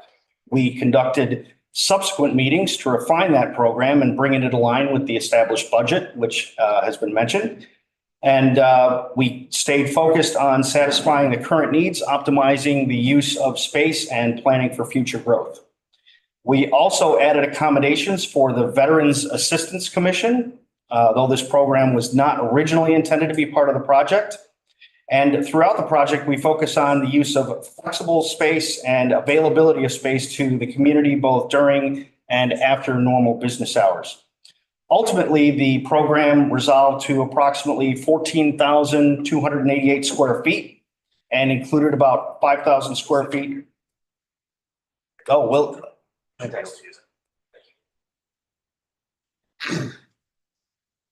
It included about 5,000 square feet of additional space, of added space as opposed to remodeled space. And nearly twice that amount of space in remodeling and optimizing of existing space. We discussed phasing of the construction with the users so as to address the need for operations of the involved departments to remain ongoing during construction operations. And with the health department in particular, we discussed how we could arrange and construct spaces to better address HIPAA compliance requirements. So we're going to start with site development here. This image of the existing site plan shows the current conditions, including an existing north parking lot north of the building, totaling 38 spaces, an existing southern lot of 111 spaces, including 5 accessible parking spaces, and 36 spaces of perpendicular parking along the western edge. This plan also shows an existing striped off drop-off zone just south of the building. And the dashed red rectangles that you see up there are the areas that we propose to develop. So basically anything outside those red rectangles that you see on the screen is beyond the scope of the work of this project. Please recall that the future proposed transportation center is planned to be located on this site southeast of our existing building, as the call out indicates there. The proposed site plan shows the locations of the 2 proposed additions. This solution allows us to minimally impact the paved area of the site and keeps the southwest expansion area well away from the more steeply sloped portion of the paved area to the south of the building. The proposed plan also shows the relocation of accessible parking spaces from the ends of the double-loaded parking aisles to a consolidated row immediately in front of the building. Which is right in here.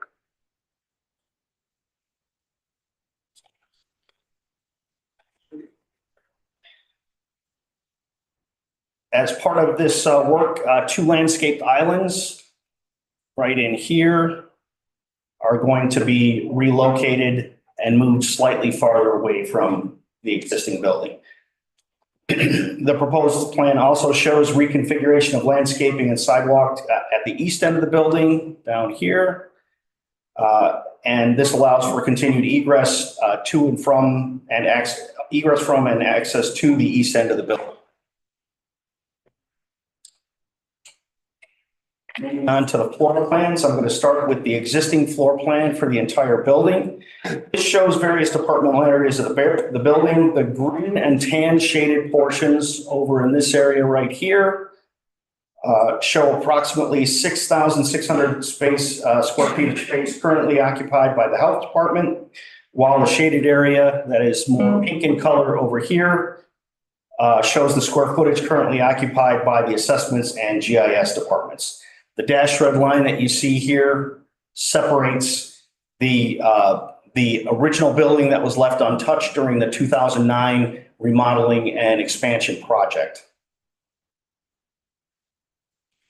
This is the proposed overall floor plan for the project. This contemplates 2 additions for the project, one to the east down at this end and one to the southwest down at this end here. The eastern addition serves 2 purposes. First, it allows the southwest addition to be smaller and avoid cutting deeply into the more steeply sloped areas of the parking lot in front of the building. Second, it facilitates phasing of the project construction to allow all departments to remain mostly or fully operational during construction. The work at the eastern end of the building will serve to create space for assessments, GIS, and VAC, the Veterans Assistance Commission. At the eastern end, work at the eastern end of the building for those departments will allow them to remain fully operational in their current locations once construction there is complete. Those departments will move, allowing construction to begin in earnest at the west end of the building. The eastern addition accommodates both assessments here to the north and VAC here to the south. GIS will occupy a portion of the optimized space that we're proposing in what is currently the county clerk's office. This optimized area will also contain a multi-purpose room, which is located here. And that will be used primarily by assessments, GIS, and VAC, but it will also be scheduled by all of the departments within the building. As you can see from this side-by-side comparison here, in addition to the 2,000 square foot expansion to the south here, a significant interior remodeling will be performed within the existing health department, as well as the GIS and assessment spaces formerly occupied by those departments. The expansion will modernize the facility to better meet the community and serve its healthcare needs, resulting in improved service and privacy, better departmental security, and additional flexible public space. Most notably, the community multi-purpose room that we're proposing down here, which would be available for both working hours and after hours access, and also coupled with public restrooms available and publicly accessible.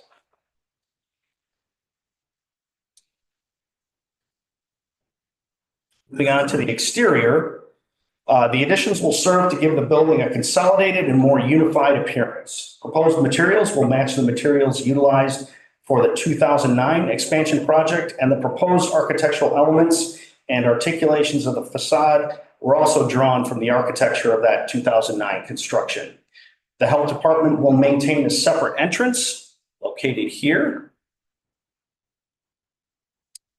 And again, this will remain separate from the current main entrance to the building, which is over in this location.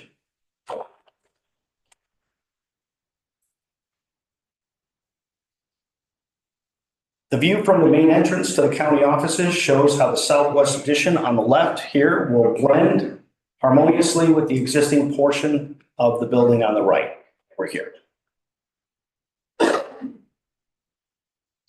This view shows a more frontal view of the southwest addition and the main entrance to the health department, which is here. This aerial view from the southwest provides a better look at the east addition down here, as well as the proposed paving changes at the east end of the building down here. You can also clearly see the proposed locations of the accessible parking spaces here and how their location provides a shorter, safer, accessible route from the parking lot to the building entrances, whether it be the main building entrance or the health department entrance. This is another view of the east addition here. This is the main entrance to the existing building down here. This gives you a better look at the east addition as well as the proposed paving changes at the east end of the building. And which you can see over here from ground level. And again, this view shows how it will blend with the existing building.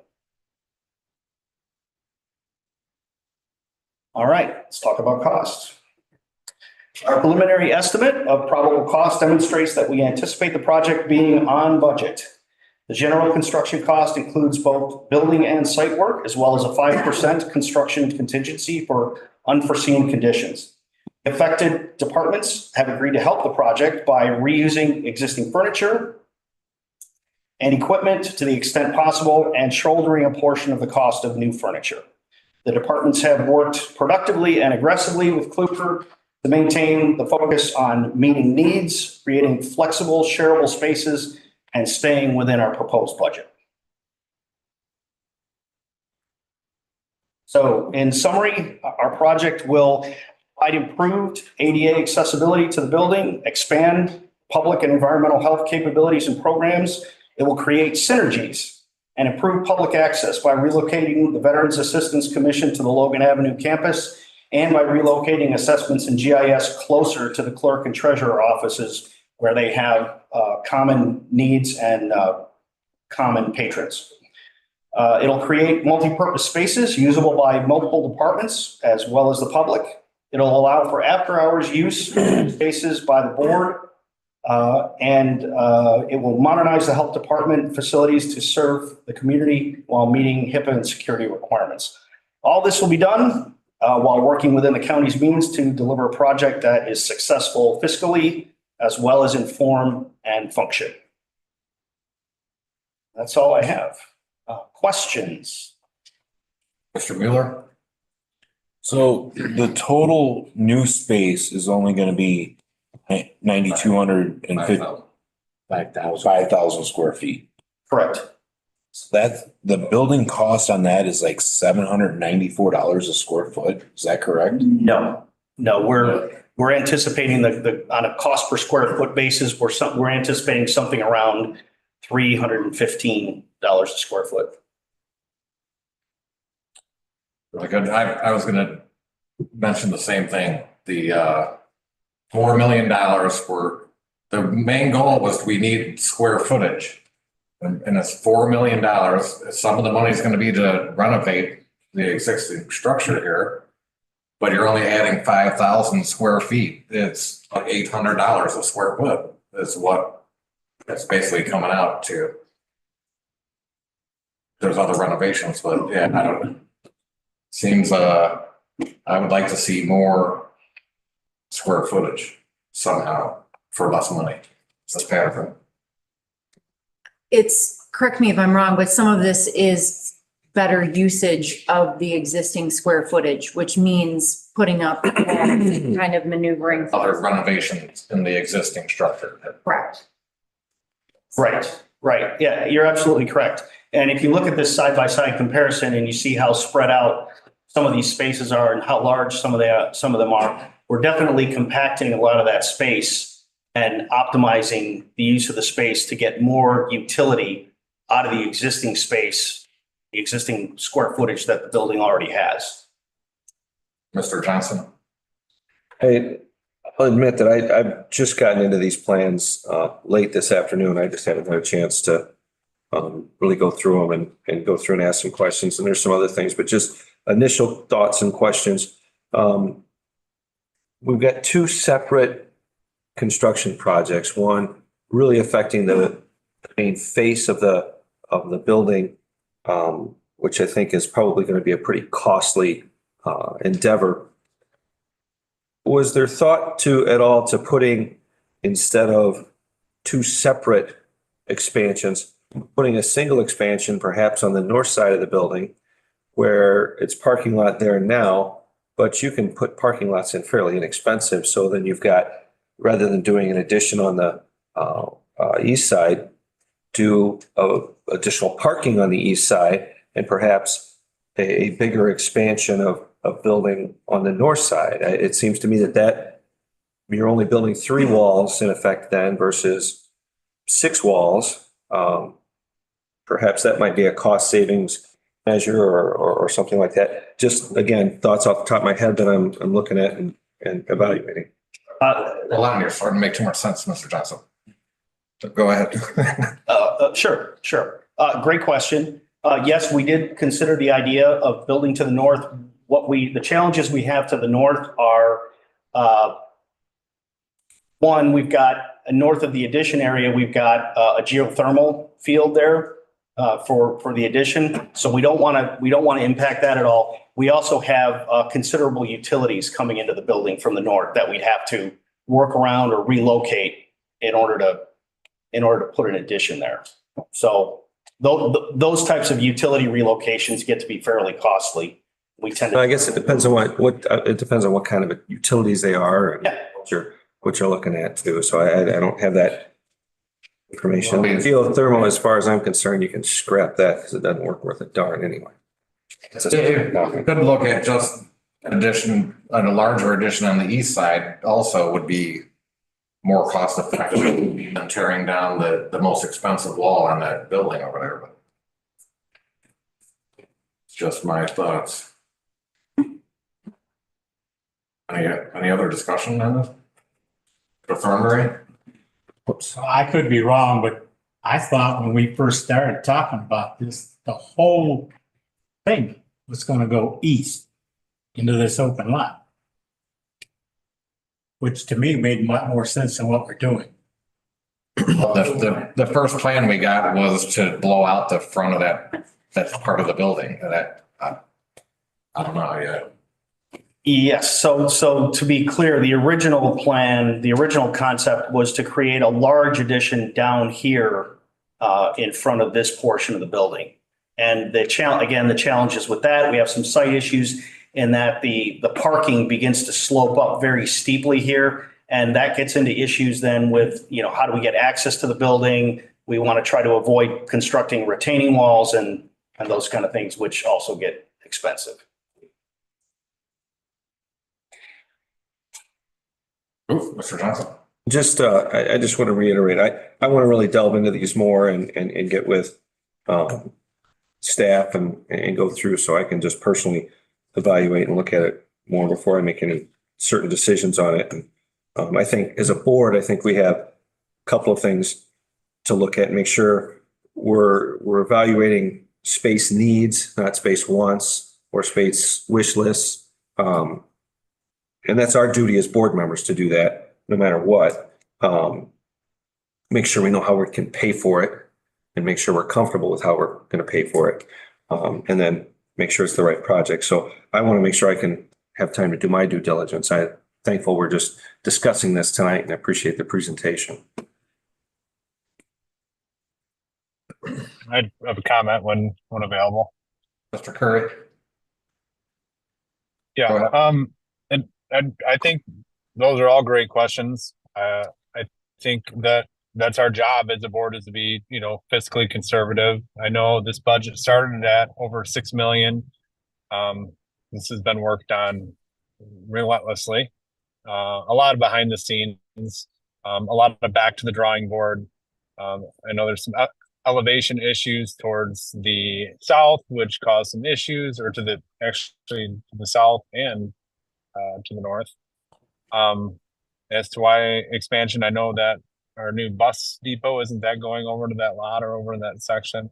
If we do build in a new lot, then there goes sewer and everything else. That adds major costs to that. So cost effective wise, I believe this was, to the grindstone is what was come up by the architects.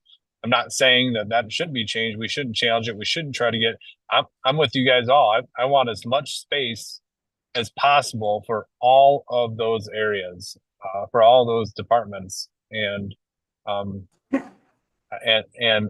just want it to happen as well. This was supposed to go through this, probably, we're hoping this would have been done by now. I know that all these projects are going to be starting. And I appreciate Carl because he's, he admits that he hasn't had time to look at it. He wants to dive into it. He hits things with a level head, and And we can understand that. And it gives you more time to go over to the health department and kind of navigate the area with Amanda and just develop a plan. There are a million reasons why the space is needed. And I think where the money comes from, Becky has worked really hard to find that and implement that. You know, my issue is we have two big projects. The courthouse went in there and nobody asked where that money comes from. Nobody asked where cuts can be made. Now there's great cuts being made, or they're finding money and contingencies that will help. But where was that challenge on that last project? Now we're coming back to this project and everybody sings a different tune. To me, that bothers me. But I'm also not against it. I'm with you all. But if we were that hard pressed on determination on budget, that needs to equally go between all projects, whether that's the sheriff's department on McKinley Avenue or the courthouse or this project, all three. So let's hit it level-headed, let's hit it fairly, and then approach them the same. That's my only bicker, I guess. Thank you. Thank you, Mr. Kirk. Mr. Thornberry.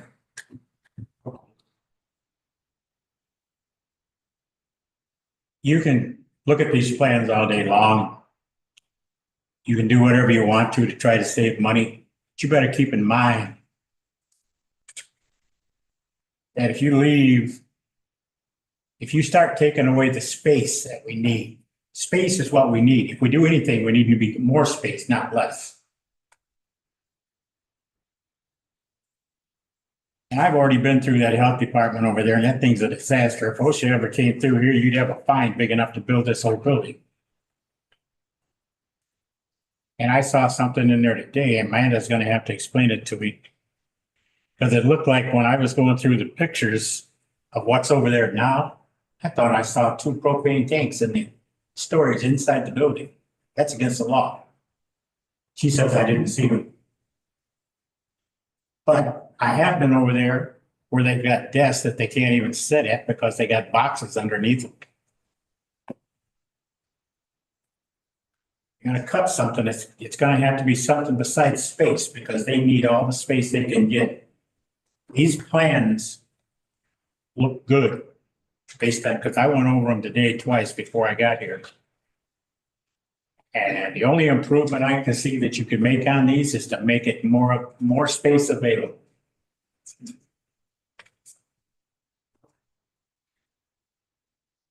Good, thank you, Mr. Wiltie. I would agree with Carl, and I'd like to see some of the costs of where those utilities are and what those costs would be in that area to the north. I'm not convinced that building out to the east may not be better in the long run. I'm concerned, as Marion said, we're looking for more space, but we're getting 5,000. I know the other space is repurposed, and that's a gain, but the footprint gain isn't much for the cost involved. So I just like to also look at this a little closer and just kind of analyze it. Ms. Patterson? Can I ask, was it reviewed by? Okay, do you guys have anything to add, like to put on the hot seat? I mean, you've reviewed this. I mean, that's why we have you. So can we ask for additions from you if you don't mind? Would you step up to the microphone, sir? And I just want to put it out there too while he's, come on. But as Mr. Johnson had said, doing your homework, getting these plans looked at, review these plans, call the builders, the designers. I'm sure you guys have cards. We can get a hold of you, discuss this kind of stuff with these people so that we can come to the meeting with a little bit more. I know this is preliminary tonight, strictly discussion, but I think it's worth a while to make those phone calls, talk to staff that's here. I mean, obviously they're all here. This is not something they did on a whim. This is something that they've spent a lot of time and effort on already. So just make those calls and do those inquiries and come to the meeting, a little bit. I know we're just getting started. Do some homework, everybody. I think we all need to do that. Go ahead, sir. I think, yeah, we looked at the plans, we went through them and we discussed them. But I'm detecting a lot of hesitancy by the board and a lot of different thoughts that are coming forward. And I think probably it's time to, nobody wants it, but I think it's time to take a time out and just, go back for a month and reinvestigate and look at some of the other possibilities that people are saying here. I'm hearing a lot about, and this is just my interpretation, hearing a lot about, well, we've only got 5,000 square feet of additional space. We expected more. And if we're looking to get more, that's an objective that we can give Kluber. But if you're going to spend money in one place, you're going to not spend money in another place to maintain the budget. So if you do more space, you may be losing some renovation of the existing space. And maybe that's acceptable. Maybe that's an objective that we should be looking at rather than renovating the whole of the existing space. And it's a different perspective. So I think, to be fair to Kluber, they've spoken to everybody and got input from everybody and they've reflected what was required. But I think we're hearing something a little different here. I think we're hearing that space is probably the number one requirement. And what we've got at the moment is a kind of in the middle. So maybe we need to challenge Kluber to come up with a different perspective and look at giving us more than the 5,000 space. Maybe not so much renovation. Maybe we leave some of the stuff alone and re-challenge it that way. Maybe they revisit the north side of the site, look at that a little closer and definitively look at it and challenge themselves. Can they do anything on that side and see what we come up with? But I think we're really looking at a timeout situation. Let's go back. Let's do a bit more homework. Let's challenge Kluber to come up with a different perspective and a different thought on things and give ourselves a little bit of time.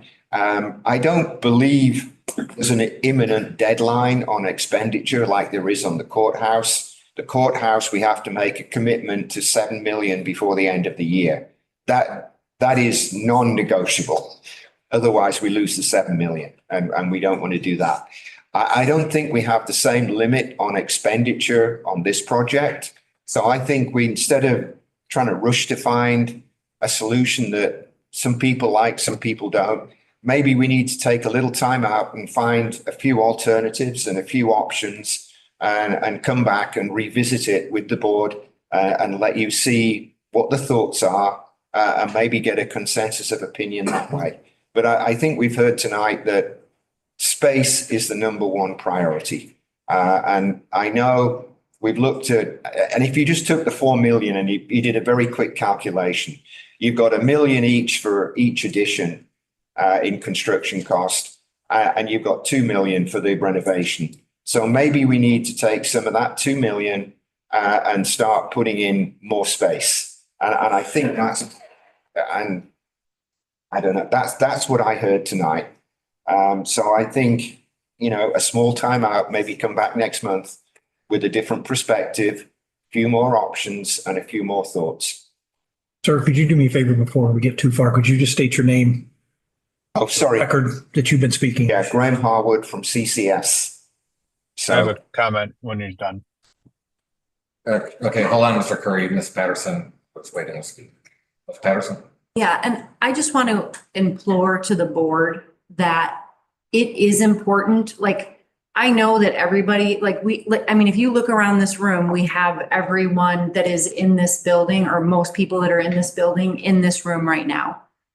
I'm assuming everybody has had input in this project.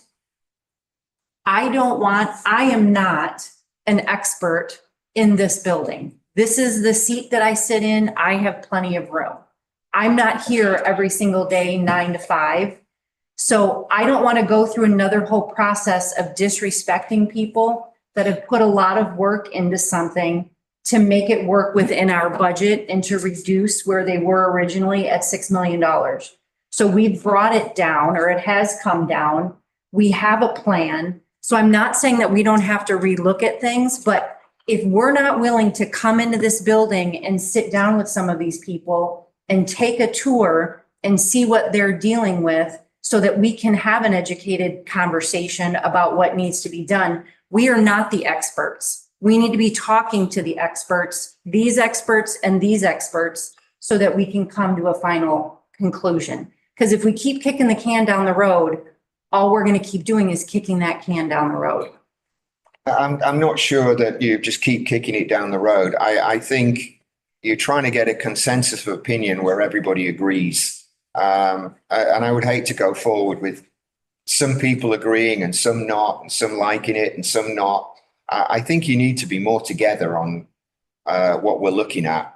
And, you know, there's some very strong thoughts. And, you know, we, as a team, we need to look at those thoughts. It's your money. It's your money that you're spending at the end of the day.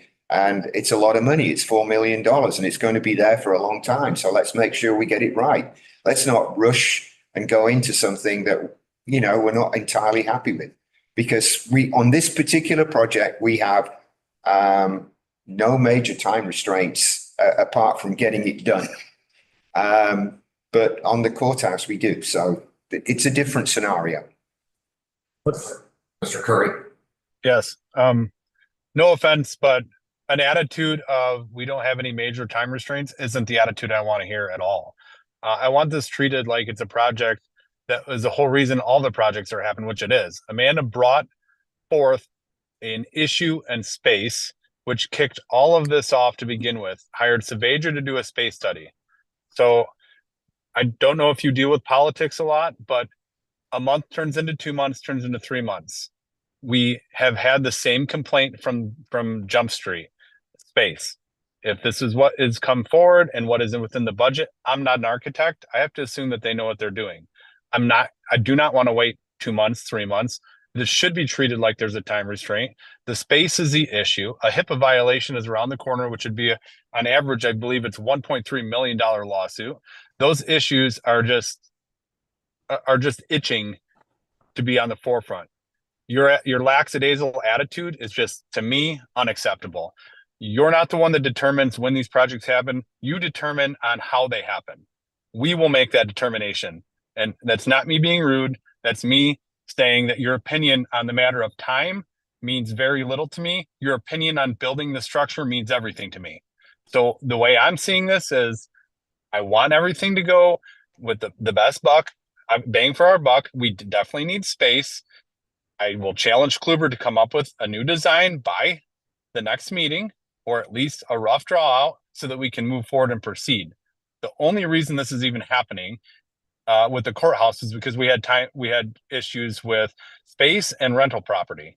So where were you on these other projects when there's no issues or constraints? Treating it like that to me is just completely inappropriate. So where I appreciate your opinion on the building, I do not care for your opinion on the time. Thanks. Mr. Thornberry. All right, I don't have a problem with you looking at this and trying to come up with a better idea, but I've talked to Amanda, I've talked to Elizabeth, she's the VAC superintendent, and they're both happy with the plan you got here tonight. If you can improve it, that's fine. If you can't, let's start building. Mr. Riley. So maybe this was addressed before and I didn't hear it. The renovations that we're looking at here, how far in the future is it going to take us? Are we looking at 25 years, 30 years, just a rough estimate? Can you answer that question at this point? I mean, we're spending a lot of money. Obviously, when they spent the money back in 2009, they thought it was going to carry us, I don't know how long. What are your best estimates on? Right. As we mentioned, we do have the department staff here tonight that may want to speak to that. But the idea is we initially looked to see if we could address growth, 10 years out in the future. That was it. Well, as I mentioned, the original concept that was presented to the board was a $5 million concept. By the time it came to us, we said your limit is we were told the limit is $4 million, all in. That's not just hard construction cost. So certain things have to be sacrificed as you reduce the cost and add another 900 square feet of program space, which also wasn't part of the original concept plan. So here we are with a $4 million all-in budget. That's not just construction costs. So I do take issue with the 1 million, 1 million, 2 million approach. It's really not that. It's not that at all. Because you've got other costs associated with that construction cost. So, but to answer your question, our initial look was to go about 10 years out for growth. Okay. And we did talk to each of the departments about that and whether we could meet those needs. Thank you. Mr. Wheeler? So that was my whole point when I started this about your most bang for your buck, because I want to look at, I don't want to just do 10 years because look at where we're at. We did this 10 years ago and I don't know what the cost was on this building 10 years ago, but here you're going to spend, you just said 10 years from now, you're going to spend another $4 million and add another addition on this. Well, if we can spend $1 million now, extra $1 million now, and that way we have enough to go 20 years, we just saved the county $3 million in the future. I mean, there's just the logistics of it. That's all I'm concerned about. I mean, I understand the health department, they all took their time and energy to put in there, but I also want to spend the county's money wisely, not to, come back in 10 years, hey, we got to tear the face off of this again. We got to go another 50 feet one way or 50 feet another way, or 10 feet. Let's just do it right the first time, and then it's set up ready for future. Okay. Okay, Mr. Bulber? Thank you, Mr. Larson. So I want to take this opportunity to just thank Amanda and her staff for being here tonight. That really is important. And I don't know what you've got your 14, 15 staff members with you, but I'd like Amanda to give Amanda the opportunity to go and speak and kind of share a little bit about her needs and that.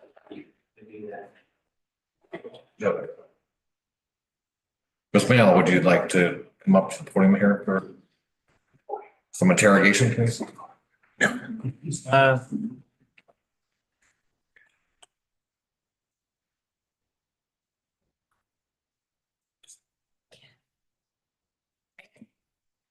Good evening. Thanks, Mr. Wahlberg, for the opportunity to come up and speak. My field is nursing, not architecture.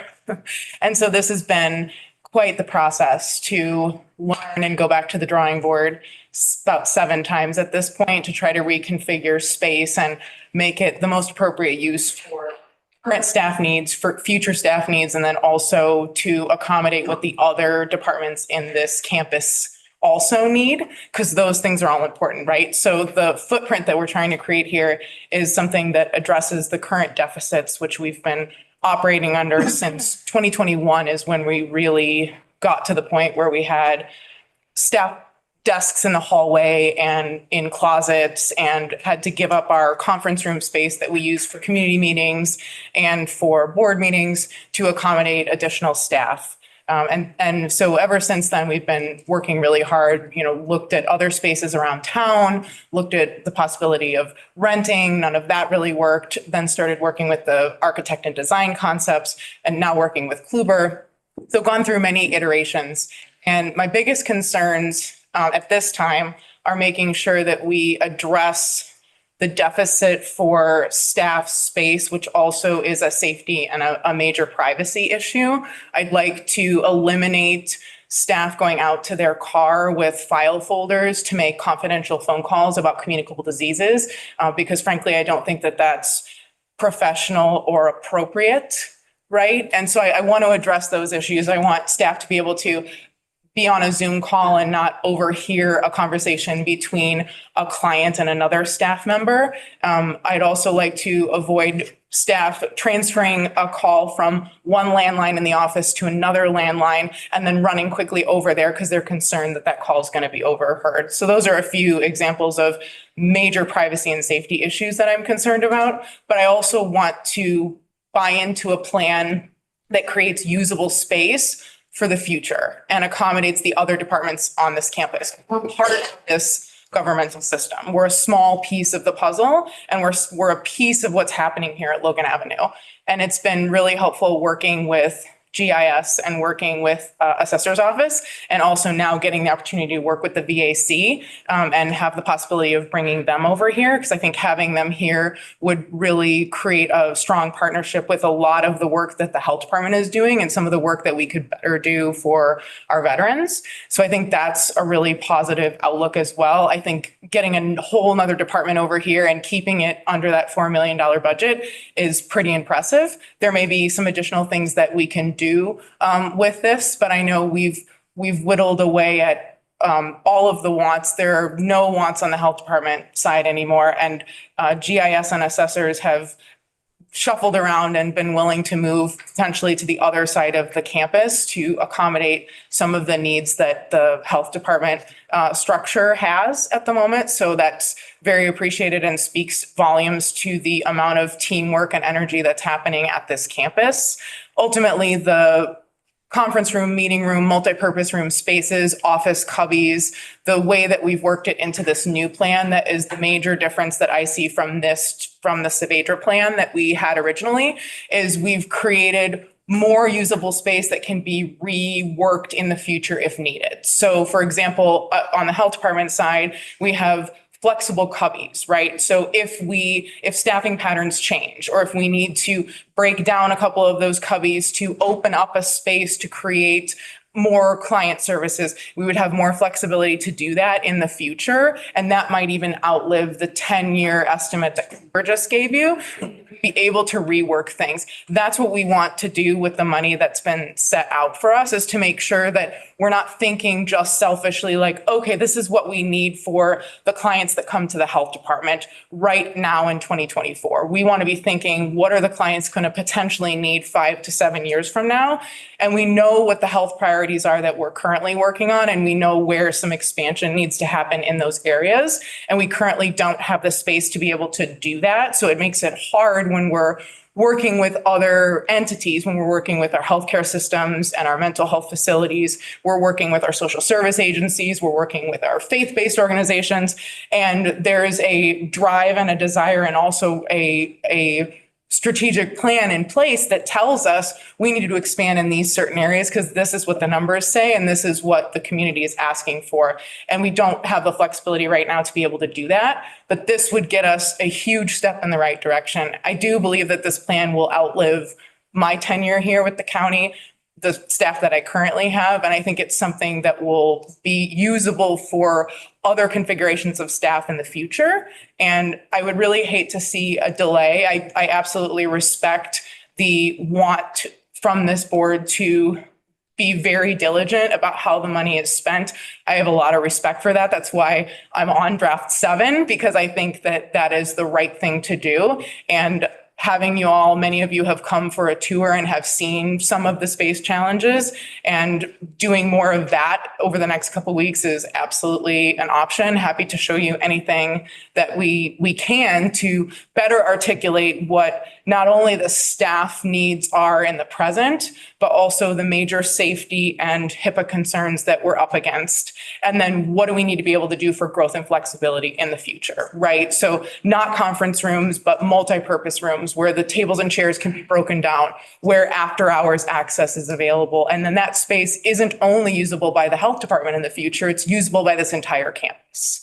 I'm happy to answer any questions, but those are kind of my initial reactions and thoughts to what this process has been like and how I do really think that this will be a benefit. And we'll continue to go the grindstone with you all. I appreciate and respect what the board is trying to do here. I really would urge you not to pause or stall the project, but if we want to dig down deeper into what we're trying to do while moving things forward, I'm absolutely open to doing that. Ms. Patterson?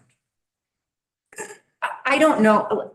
I guess just one thought that came to me when everybody was talking is when we talk, and to Brent's point, when you're building this, is there a way, or do you look at it as if we're 10 years down the road or 15 years down the road and we need to do another expansion or maneuver things, that what you're doing also will allow for additional expansion. Does that make sense? Mhm. Okay. Yes, absolutely. We certainly can look at that. And in fact, when we do design, honestly, our bread and butter has been this kind of work, taking existing buildings, adapting new space within them, optimization of space inside existing buildings. And yes, we do take into account the ability to expand once you've added on. Thank you. Mr. Wahlberg? Yeah, well, thank you, Amanda, for that. I understand there was a lot of, maybe some sensitivity to the word pause or the word kicking it down, can down the road. And I'm not trying to do that. I know that as a sheriff mentioned in his report, next week is the Boone County Fair. I'm going to be there every day. And I'm willing to do my work. I don't sleep a whole lot, right? I mean, where you need to get something done, you ask somebody that's busy and they will get something done. Don't ask somebody that don't have nothing to do to get something done. So we'll get the job done. But what I would like to see is, if we could move this off to the administration meeting for next month to give everybody enough time. I mean, we're talking 3 weeks just to kind of figure out what we're doing here. I think that's a great idea in the room. Mr. Larson, Mr. Mueller, I mean, everybody kind of spoke on, and that would be my direction to administration to consider that and maybe kind of see where we're at so that we can all, like I say, roll up our sleeves and get this thing done. And I appreciate you sharing your needs, Amanda, because that's ultimately what we need to figure out is what are your needs? How many staff members do you have? How many office spaces do they need? And maybe it's all here. I have not seen that on paper, and I would like to see that on paper. You're welcome to come for a tour anytime. And we did include, I believe, the PowerPoint tour of the existing space and kind of detailed out what those needs were. And I did review it. That's correct. Right. Yeah. So when I started in 2016 in my position, we had 15 full-time staff. We now have 28. And if you look at the 6,600 square feet that our 28 staff are housed in the current health department building, and then you compare it to the approximate number of 20 staff at 1208 and 1212 that have 18,000 square feet, it's really challenging for us because we have totally outgrown that. So another thing that I like about this plan is it maximizes a little bit better the 18,000 square feet that you have at 1208 and 1212 and shuffles folks around, and everybody's been very gracious and willing to do that and lets us bring the VAC over here. So it balances out square feet to FTEs or to part-time staff in a more reasonable way and takes the pressure valve off of the current situation within the walls of the 6,600 square feet that we're dealing with. Okay, Mr. Thornberry. I have a comment. Hold on, Mr. Curry. Mr. Thornberry. Amanda, what'd you do with the boxes you had on top of the 5K? The boxes of food cooling and heating trays. I have no idea what was in the boxes. I just know you had them on top of the file cabinets under the desks. Yes. So most of those have been distributed to our food establishments in town, but we will get another shipment of those, or we'll get another shipment of 20 boxes of Narcan, and they'll be back up on top of the underneath staff's desk. People will be using them as rests while they're typing at their computers. And again, not a super professional environment with that. Mr. Curry. Yeah, nothing drives me more nuts than slow politics. Let's wait till next month admin meeting when we could be discussing this at finance or everything else that happens. You're going to ask the same questions that we asked tonight or that you could have asked at finance. It'll get kicked over to the board meeting. So that's now you're saying what was a month is now 2 months, or a month, 6 weeks. It's unacceptable. Like, this is why I dislike government, is because nobody can just do what is told. You guys should have done your homework. You should have done research. You should have taken your walk and meeting with Amanda, because she made it very available. You should have met with these people. You should have answered those questions instead of waiting till tonight and then saying, I didn't get a chance to read it. Now, You're voted into a certain position so that you are prepared. You not being prepared isn't anybody else's fault but your own. That doesn't make everybody else in the county or every other department have to wait on you for your unpreparedness. That drives me crazy. Do the work, be ready for the finance meeting. That's 2 weeks. I see no problem with that. Mr. Mueller? Ryan, I did talk to you about politicking and you didn't hold up your end, so we'll see you next week at finance, or in 2 weeks. I didn't hold up on my end on what?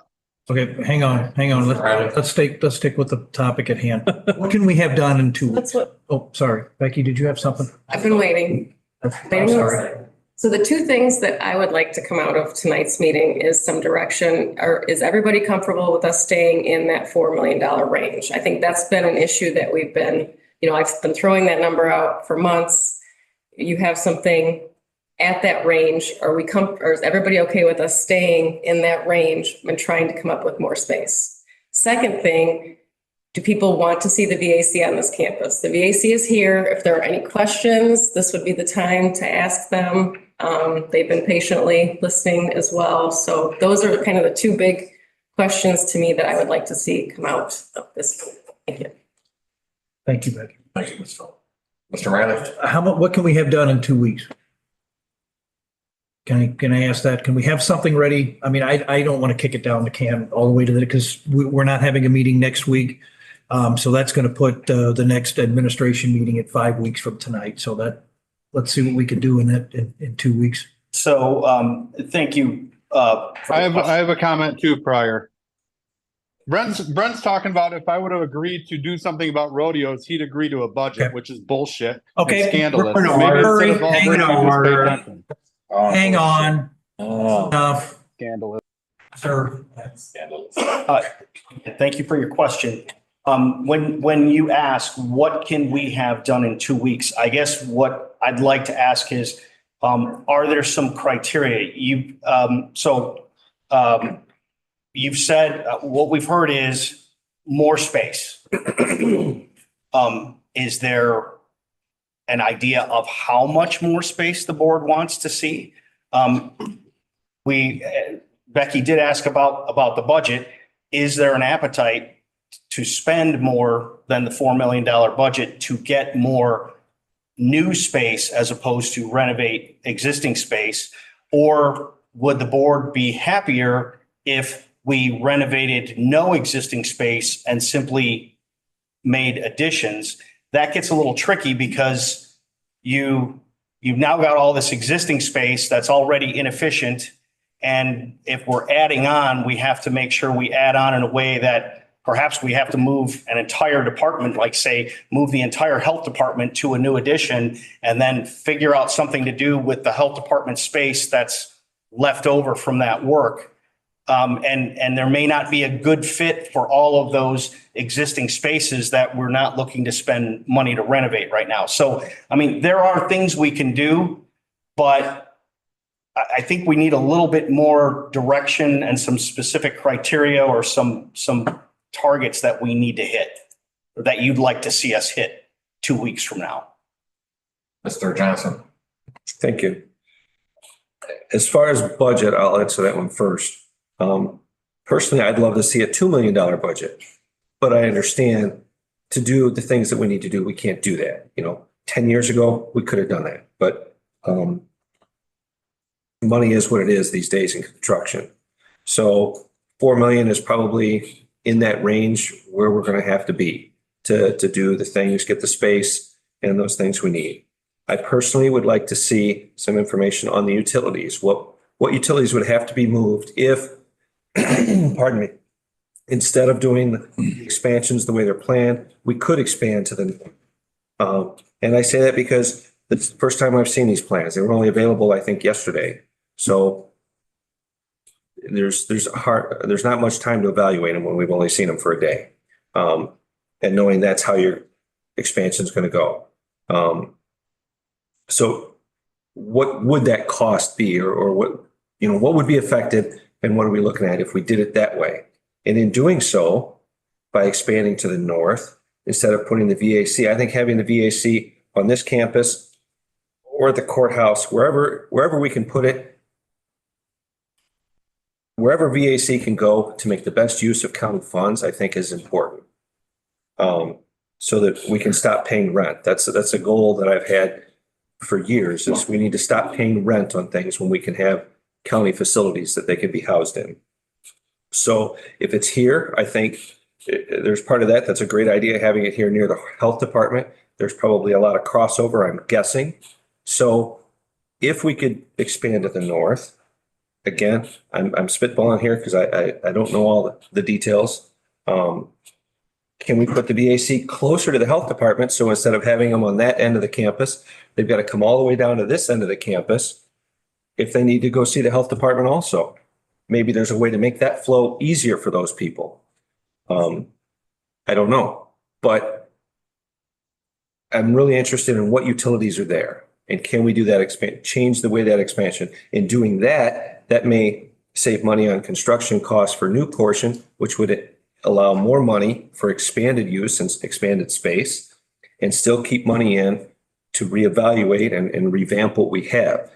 I agree 100%. There is such an inefficiency of space in this building and the new additions. It was unreal. That was evident from the time we walked in the door the first time, but it was too late. So anything we can do to improve it, the 4 million, yeah, again, I don't want to spend $4 million, but that's what construction costs these days. And we need to make sure we do it right. That's like the courthouse. I've been a strong proponent that whatever we do at the courthouse, it's got to be right, because we've looked at a disaster for the last 30 years. You've got to do that right. We have to do this right and make sure it's all. If I may, you make excellent points on the utilization of space, and that is one of the things that we're focused on here. And that's why when I hear the request for, more space, yeah, we can give you more space, but if we don't solve some of the problems that the building has with the utilization of the existing space, that I really believe you're going to wind up with another situation like you have with this addition here. And I don't think any of us want that. So. Mr. Wahlberg. Okay, so I've got a couple of comments here. And first of all, I'd like to dovetail a little bit on what Mr. Johnson said and to answer Ms. Tobin's question in terms of budget. Yeah, I'm along that same lines too. I would fully support $2 million over $4 million. Let's just be real honest. I think if we all could probably agree to that, if we could spend less money, right? That's what we're elected to do, right? To be fiscally conservative, to save the taxpayers of Boone County, do that. And I understand we need to address our needs. So with that said, what's wrong with taking this road? Right? I mean, just use this boardroom, like talk about the veterans and figure out how to use this space. We can put this on the end of the building or something. I mean, we've got to be able to prepare to think outside the box and think differently. If we're moving everybody around, this seems like it'd be the easiest room to construct. There's no guests in here. There's no walls. There's nothing, so there's my thoughts on that. I'm not a builder. You maybe could figure that out. But Chairman Riley mentioned the VA, and that really, I didn't realize they were here. So thank you for bringing that up. And I would like to hear from them, because I've heard 3 different comments of where these folks would like to be. And I'd just like them to tell us where they want to be. If that's fair, is that fair to give them that opportunity? Absolutely.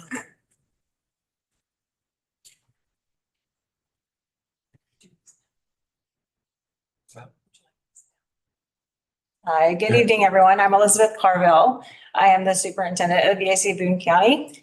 A little background history about the Boone County VAC. I was not here when it was formed. However, it's been around for about 10 years now. From what I initially saw, we were in a small office space, about maybe 250 square feet, if that's correct. We have over 3,000 veterans, last time I looked, here in this county. We have serviced over, I'd say over half of those veterans. The veterans that come to our office, we have different programs provided for them. We have a food pantry that is a lot more, in the past couple of months has been completely revamped.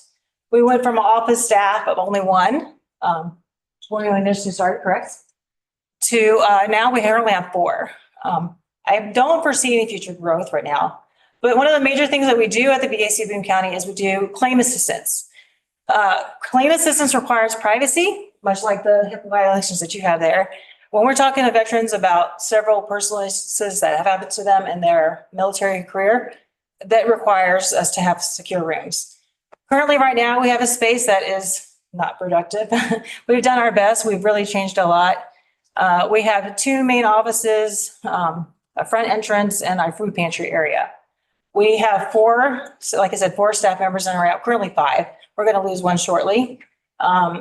And right now, the only secured office is my office to do claims, and the other office is shared by currently 3, we'll drop down to 2. That causes a lot of issues with veterans coming in, talking about personal information, talking about claim assistance. So it's not very productive. And in fact, if we were inspected, probably would not be compliant as well. I don't foresee the AC going much bigger than it is honestly right now. I think we're doing an excellent job. Our veterans, when they get claim assistance, they often have to come back to this building almost every time, especially once they win those claims. They get special deductions on their taxes, and fortunately, they get waived on their tax assessment and whatnot. So we're constantly sending them to this building. Many VACs around us are in the health department areas as well, working with our administrative building. DeKalb is set up like that as well, because of the close facility, the facilities that we send our veterans to constantly. So our space is definitely needed. We have stuff on top of stuff. We have multiple staff members in the same room. And I see the VAC being more productive if it was here located in this building. Initially, I thought the courthouse was a good plan. However, it's not. When I thought about the needs of the veterans of this community and this county, they really need to be here. So I think them coming here to this facility, working closer with the health department, working closer to the other facilities that are in this particular building, it would make things a lot more convenient for them as well. And it would do the community a great justice. If I've answered any questions that you might have. That was helpful. Thank you.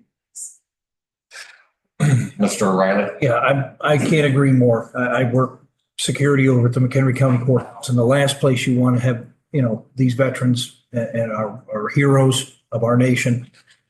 I mean, I'm all for security, but that is so burdensome for them to try to get through, security, stuff like that. So I firmly believe that they need to be here in this building. And I did survey our veterans. I asked what their needs were, especially with the food pantry.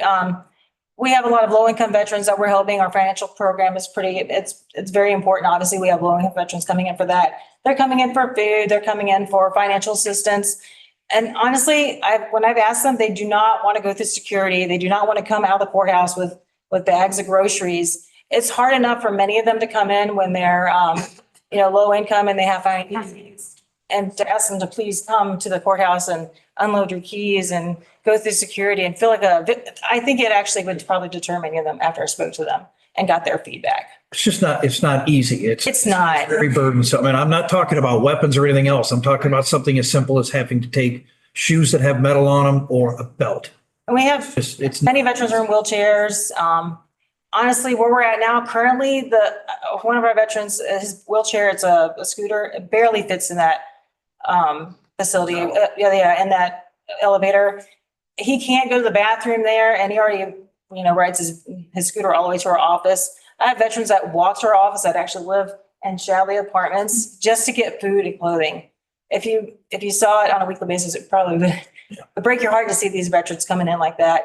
And I think we've had a higher demand with the more staff and changing our program quite a bit to provide more food opportunities for them. Mr. Walber? Well, thank you very much. I think that was, and I guess in the spirit of efficiency and keeping along with people's time, I would like to give Ms. Mueller an opportunity to speak as well. If she's here, she could speak to the efficiencies of space, right? I mean, let's just get it out and be efficient for the use of these people's time. You got all 12 board members here to talk to you tonight.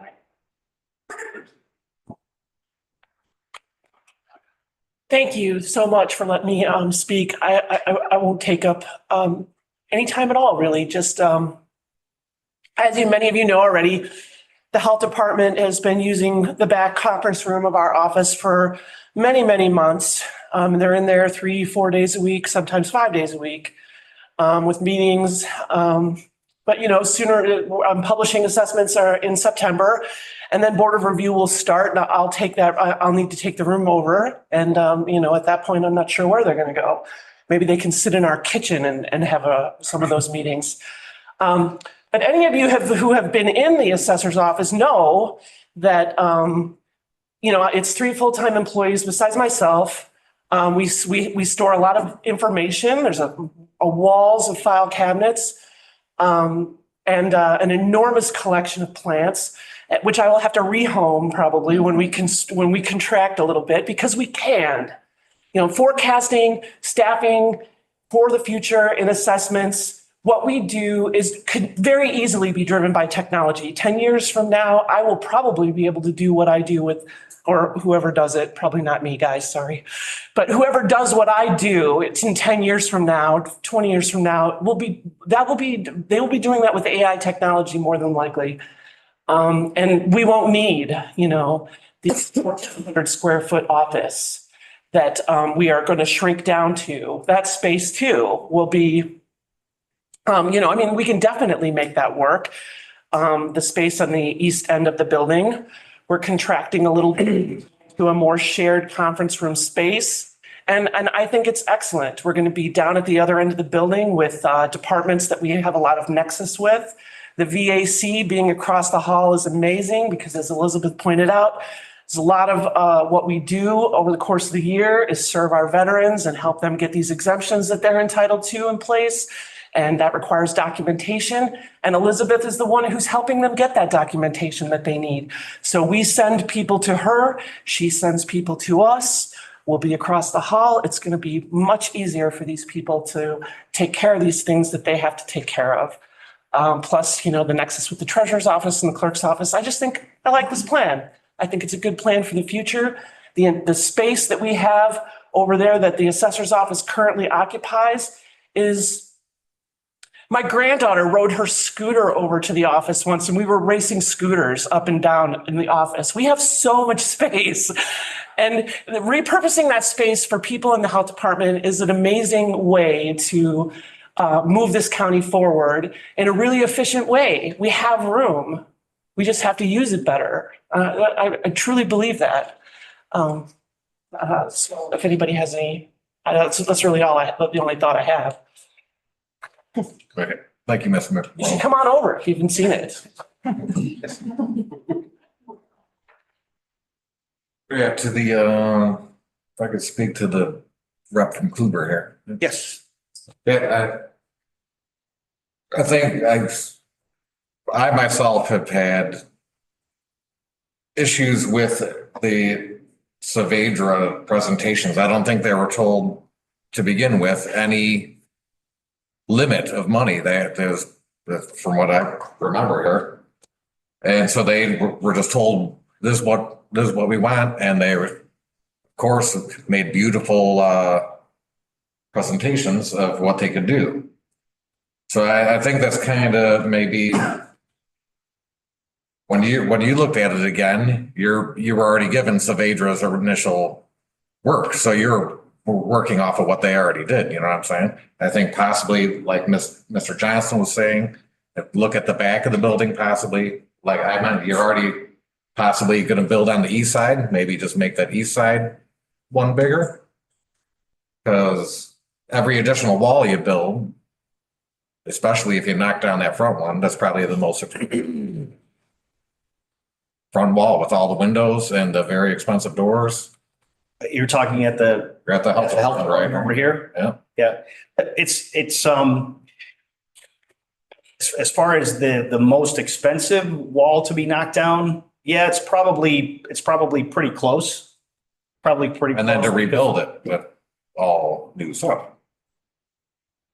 So, yeah, we could, there's, to your point about saving dollars, we might be able to find a way to keep, larger portions of that wall. But really, we're doing that about as inexpensively as we possibly can. We are going to keep all of the existing window openings and the piers. We're going to knock down the knee walls below the windows and take the windows out to open up that space without trying to get too much into the structure, to keep that as inexpensive as we possibly can.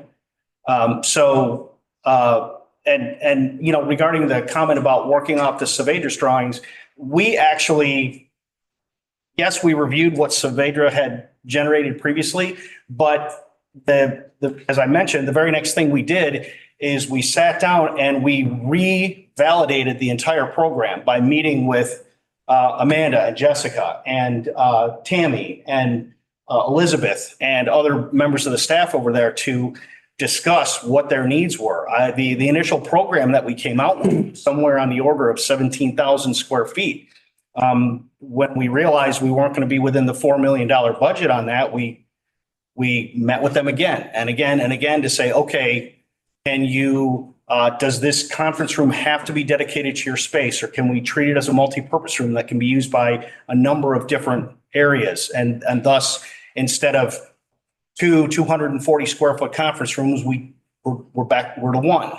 So we looked at things like that and eventually got that program down from, 17,000 square feet down to about almost 14,000 square feet. So, all of this was done. Amanda mentioned the number of iterations that we've been through. That's all fact, and it's all work that we did. I don't want to say in spite of the Savedra effort, but it was not something where we just said, okay, let's kind of massage what's gone before and come up with something similar to it. We took a hard look at all of these things that were suggested. Building to the north, we looked at building to the west even. And so, but this is what we've come up with based on the constraints that you have on the site right now. And could we come back to you with an explanation for why we didn't want to build to the north? Yes, we can. Can we give you some information on if we were to build to the north, this is how much the utility relocations would be in addition to the cost of building that square footage, which would essentially be the same, whether we build to the north or to the south, but those incidental utility relocations, we could say, okay, that's going to be another, $300,000 or whatever it's out to be. And we could provide that information. Mike? Mr. Riley? My suggestion is maybe that's the goal for 2 weeks from tonight, is to look at those ideas and those costs before you start. I mean, you can start dabbling into some other ideas perhaps, but I don't want you to reinvent the wheel here, but maybe that'll help give some board members some time to study these drawings, to make calls to you. But if you can come back to us in 2 weeks on the 15th and just give us an idea of the cost of relocating the utilities and those type of things. Is that something that everybody can live with for 2 weeks from tonight? Up, down. We're not voting on anything tonight, so. Mr. Thornberry? I can live with that, right? But I'd like to point out two things. You're already landlocked on the north side, you're landlocked on the west side. So from a contractual standpoint, the only expansion you're going to have from this point forward is east and south. You go south, you're going to take away the parking lot. So technically, the only logical explanation for any of this is an expansion. Leave your expansion to the east. If you go north, you're going to landlock yourself with a street. You're going to basically destroy any entrances or anything on the back of the building, unless you just make a sidewalk back there. Same thing on the west side. Right now, you got parking lots in both of those places. You're utilizing it to the best use it could possibly be at this point.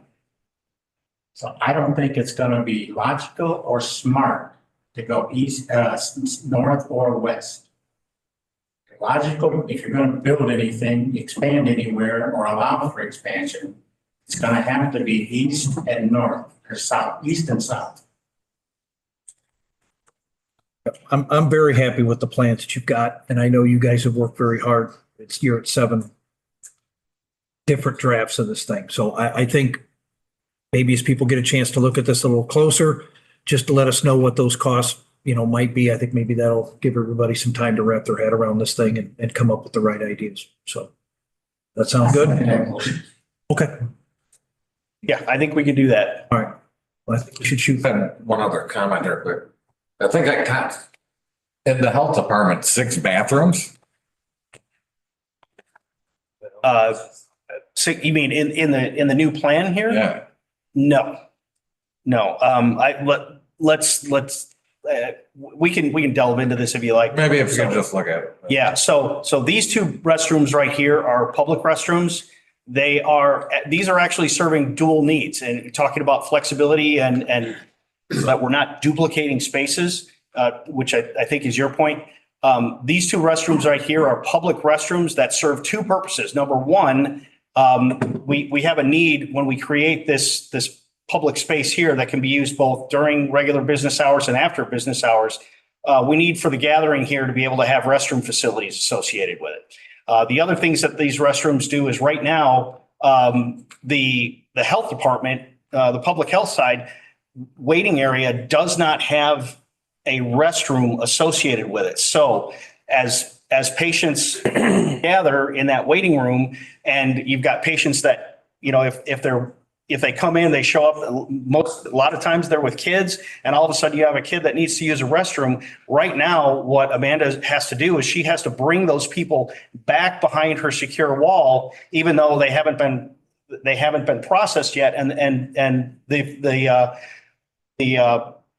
healthcare workers are not ready for them yet, but they still have to bring them behind the wall to use their restrooms and then take them back out to the waiting room again. This completely addresses that problem where anyone here in this waiting area can get up, go back out into the lobby here and use these restrooms. It's not controlled. And so they're serving two purposes. Now, to get to your point about the restrooms in the plan here, we have one restroom right here, I believe, that's associated with the lab, which is up here. So, but beyond that, I think the only other restroom that we have is up here. That's a changing room that's near and I think it's an existing restroom right here, if I'm remembering correctly. And so it's a restroom. The areas that you see in gray within this plan are areas that we're not planning to touch or do anything with. We don't have any dollars invested in working in those rooms. So that's a room that's just there. We're not adding it. And we are adding this one restroom down here adjacent to the lab because that's something that's needed. So they can pass specimens through. But if you're seeing something that you want to point out, I certainly tried to count them earlier today, and I'm pretty sure I counted 6 total bathrooms in here. Okay. It's kind of hard to go Reach through. out. If we could just maybe look at that, because as you know, the moving plumbing around is a little more expensive. You are absolutely right. I could see the lab if they really need a bathroom, but why the other people couldn't use the public restrooms, I don't see why.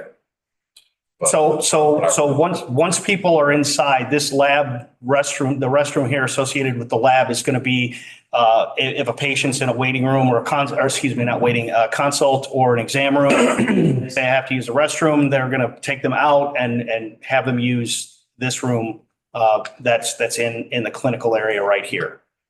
So, but your comment again about the relocating restrooms and all the plumbing associated with them.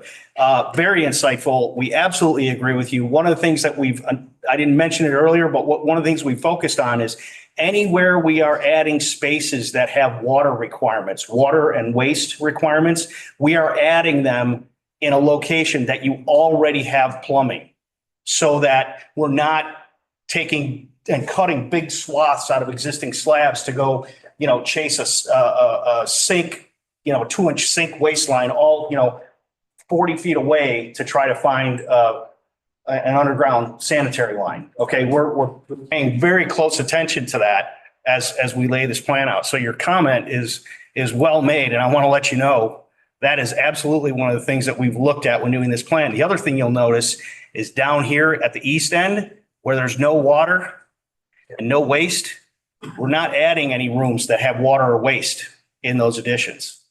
For that very reason, again, we're trying to drive your costs way, way down as best we possibly can. So it's a great comment. I really appreciate it because it makes me wish I would have mentioned it to begin with. That's it. Mr. Schneider just said he was counting them. He counted 5 somehow on here. I don't know, but I counted 6 earlier, but Ms. Patterson? Oh, those two, right, are No, I'm not in even there? counting though. I'm Oh. counting just that section over there. I don't see them, but. Ms. Tobin? You might be thinking, there's two existing restrooms right in this hallway that are employee restrooms, and those will stay the same. What I was viewing was on the proposed thing. There's another existing toilet up on the north side. But anyway, all I know is bathrooms are expensive. Sounds like alleviated that issue. We are minimizing them to the extent possible. It may be that you're seeing the exam rooms. I mean, we have exam rooms up there. No, they said bathrooms on, but that's okay. Okay. Figured maybe that. It's kind of hard to blow it up on the thing. Mr. Thornberry? You people are talking like bathrooms are unnecessary. Exactly. You gotta remember something. A lot of these bathrooms in the health department are required by law because of medical needs. They're not there just because somebody decided to put a bathroom there. They're there for a reason. They're there for medical reasons. You gotta allow public, when you got this kind of operation going, you gotta have public bathrooms because you can't have people sitting out in the waiting room for 2 hours and not expect them to have to go to the bathroom. You also got medical reasons for having bathrooms because you can't have everybody and their uncle going into one bathroom at the same time. It's not like a public bathroom. Some of these bathrooms you have to have in a limited access. Ask them in. She can tell you. Okay, yeah, I was just curious because I had counted so many. I didn't know we needed 30 bathrooms, but okay. I only see 4. Anyway, all right, sounds good. So the medical director is here if the board would like to hear. Sure.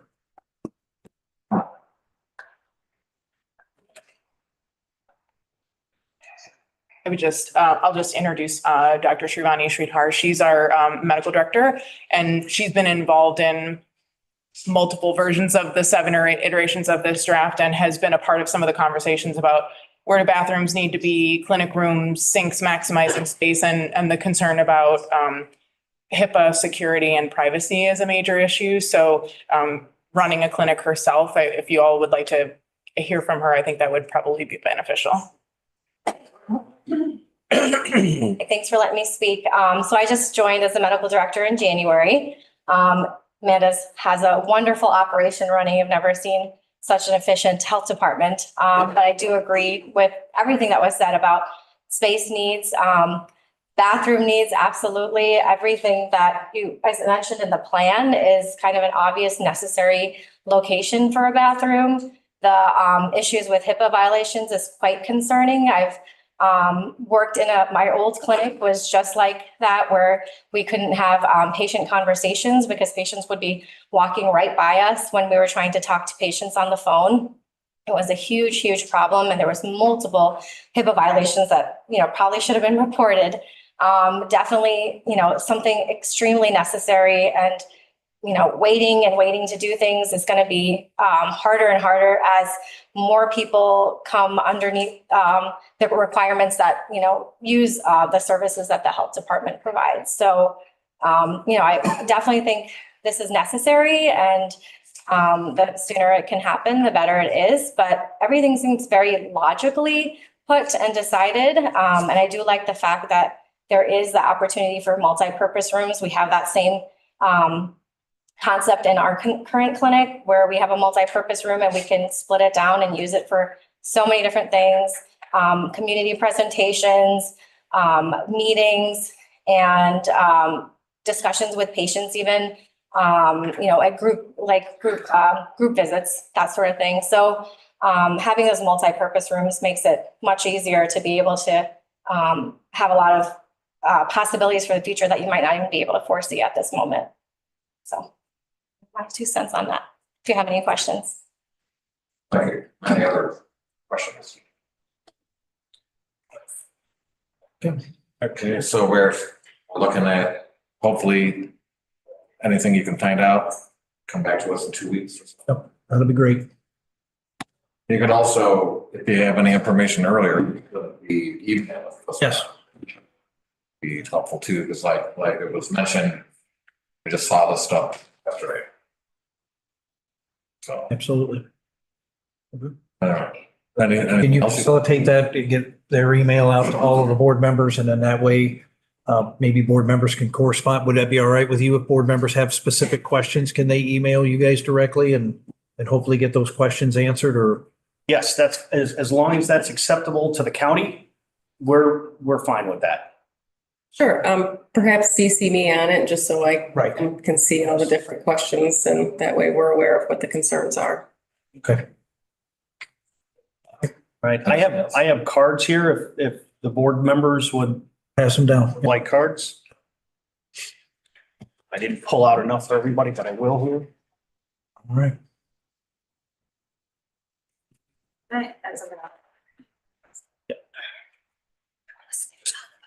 Take one and pass it on. Thank you.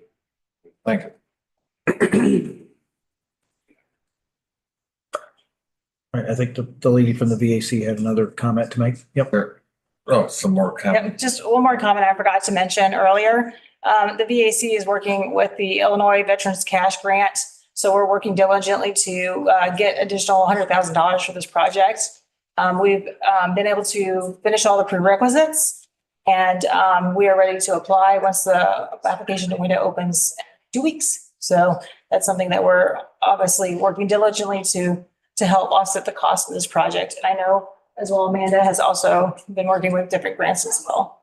But I wanted to let you all know that we are working on other resources of income that are available to veterans programs.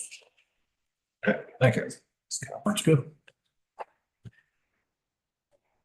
All right. Again, thank you all for your time. Thank you for your questions. We really do appreciate that. And we'll look forward to seeing you again in 2 weeks. And I want to specifically thank everybody that came here tonight. We appreciate it. We know it's time that, your time that you came here to be sure that the board was your concerns and what your department needs, and continue to do our work as well. So. Okay. No other discussion on that? Then we will move on to 9.6, discussion on public comment. And should have our public comment rules and procedures up on the screen there. And it looks like there are 3 suggested additions to this. Mr. Riley? I don't want to get it. It's already been 3 hours and 15 minutes, and we do still have an executive session that we have to do. So if we want to table this till next time, bottom line, what I'm looking at here, folks, is the pandemic's over. COVID is over. We need to get back to what we were pre-COVID. I know we've kicked this can down the road many times. We've talked about audio and visual equipment. I've been looking at a lot of different public comments that go on in different places. Yes, some do use those. Most do not. I think we need to get back to the basics where we were. I want to point out to Mr. Wahlberg, the last section that it's on there, I stole from you. I think that's a fantastic idea. You discussed that with somebody at the UCCI or so ago. We have business that we have to attend to here. And we're 3 hours and 15 minutes into tonight's business. So without belaboring this too much, I think it's something that we need to look at, to limiting public comment to a 30-minute per meeting. So again, I don't want to get into all this. If you've got specific questions for me on some of because this is basically what I told staff that I wanted to see. There's not a lot of changes in here. There's just a couple of more, the things that we added to it, and be prepared maybe to talk more about it in 2 weeks. But if you've got a quick comment, Mr. Wahlberg, please. Yeah, so Chairman, thank you. Yeah, I certainly don't have any issues with what you've proposed here. And so what you think we'd like to do is just put this on for a vote for the board meeting? Is that what you're proposing? Yeah. We need to move on. Yeah. I know, Mr. Johnson, you were, you were in this with the heat of COVID. I remember a gentleman that used to call and be on the phone for quite a bit of time, and I know how frustrating that was. But we need to get back to the basics. We need to get public comment. Is public comment And I'm not saying it needs to be restricted to our citizens, but those are the folks we need to listen to. If somebody wants to come up here and stand at the podium from far away and talk to us, I have no issue with that whatsoever, but we need to get back to the basics here with public comment. Mr. Johnson. Mr. Riley, just for reference, the emailing of public comment was only because of COVID. Exactly, yes. When those rules ended, we don't really need to do that anymore. I agree. You know, public comment is supposed to be here in person. That's what it always was. But when you couldn't have anybody in here, I think several meetings, the only people here were myself and the clerk. And that was because we had to be here. Everybody else was on Zoom. So that's why it was the email. But as far as I'm concerned, no other emails need to be read ever again. I don't disagree. I just wanted to make sure we ended it with getting the policy updated and again, more back to basics. So. Real quick, Mr. Mueller. is it possible to change the agenda to put the public comment at the end? Just. At any point on the. I'm just, we would have an audience all night. Well, no, we were always doing it, and I'm sure Mr. Johnson knows, so that people, you know, they don't have to sit here for 3 hours before they can speak. Yeah. So that's why it's always probably been, you know, the first thing. Mr. Wilson. It needs to be in the beginning. It really does. I didn't hear you. It needs to be in the beginning. I agree. I don't want everybody to sit through all this. It's like we have to sit through it and then get a chance to talk to us. It's very frustrating. Why they were here. Anybody have any issues with what I proposed? Again, I know we've gone over this. We've talked about the audio visual. I think we need to continue to protect our network. Let me just put it this way, before we get into, I don't want to, it's already been a long night, guys. Anybody has any comments or anything, email me, call me, text me, whatever. Let me know what your concerns are. Otherwise, I'd like to move forward just the way it's written for the meeting on the, 23rd, whatever. I just kind of have thoughts of the 30 minutes, as you saw tonight, 5 people spoke tonight. That's 15 right there. And we had 2, I know we're not going to be reading letters, but 2 other people sent in letters. We're almost at 10. They had to be 30 minutes. I don't know about if it's necessary to put 30 minutes on there or not, you know? I was just looking to get to the situation where it starts impeding on us doing business. We, you know, again, and not the public comment, we had a lot to discuss tonight, so I can appreciate that. And sometimes these meetings are going to go long, but I just think the idea of capping it at 30 minutes, irregardless, we need to move on. We need to get on to the business that we're here to discuss. Yeah, I'm just not sure it actually has to be in there because we could probably suspend public comment after a certain, and it doesn't even have to be written in. Okay. Well, I think for people up, we'll realize that if they come in and there's people in here, maybe they're not, I'm not trying to stifle anybody from speaking, don't get me wrong. But again, my purpose here is to get to the business that we need to take care of. Because if we just put it out there, hopefully we won't, with eliminating the letters and stuff, I don't think we'll get to 30 minutes, but just we'll see. My 19 years with Des Plaines and 12 years on the high school district 214 board, as well as other government entities, taught me if you set something like 30 minutes up, then you have a wild meeting where there's a lot of people, then they know that they have to choose a spokesperson from among themselves. And that there's a limit. And if you say that, and it's not like you're pulling a fast one and coming up all of a sudden with this limit and cutting off debate. So I would seriously suggest no more than 30 minutes. Anybody else? Mr. Walber? No, I'm good. I totally support that. Thank you. Mr. Lawson? Just real quick. The ones, the 3 down at the bottom in black, that's the new ones, right? Correct. Okay. Yep. Thank you. Actually, the first one is very similar to what we now have. It's just, we're not going to allow to use audio. It's just the equipment that's provided at the podium. So it is an addition, I guess, yes. We'll look at that. Okay. Again, unless anybody has any other ideas or suggestions within the next couple of weeks, I'd like to put on, is it if anybody has any other issues or wants to look at any different, bring it up let me know so I can put it on the agenda for the finance meeting. Otherwise, it'll go on to the full. And Anything else on the administration side then? that's all up to number 10 there for landfill, if you want to take over there, Mr. Right. For landfill, right? I just included, it's our semi-annual report, just in case you were interested in looking at that. Brownfield submitted that on our behalf last month. So with the results from the water that was taken in April. That's a yearly report we get from them. Semi-annual. Semi-annual, that's very good. Yep, all right. All right, we don't have any appointments tonight. Correspondence. We got here, the watershed This is steward. the water, yeah. Yeah. Anything we need to discuss on that? Move to go into executive session? We need an executive session for sale of real estate. Would you like to add that? I would.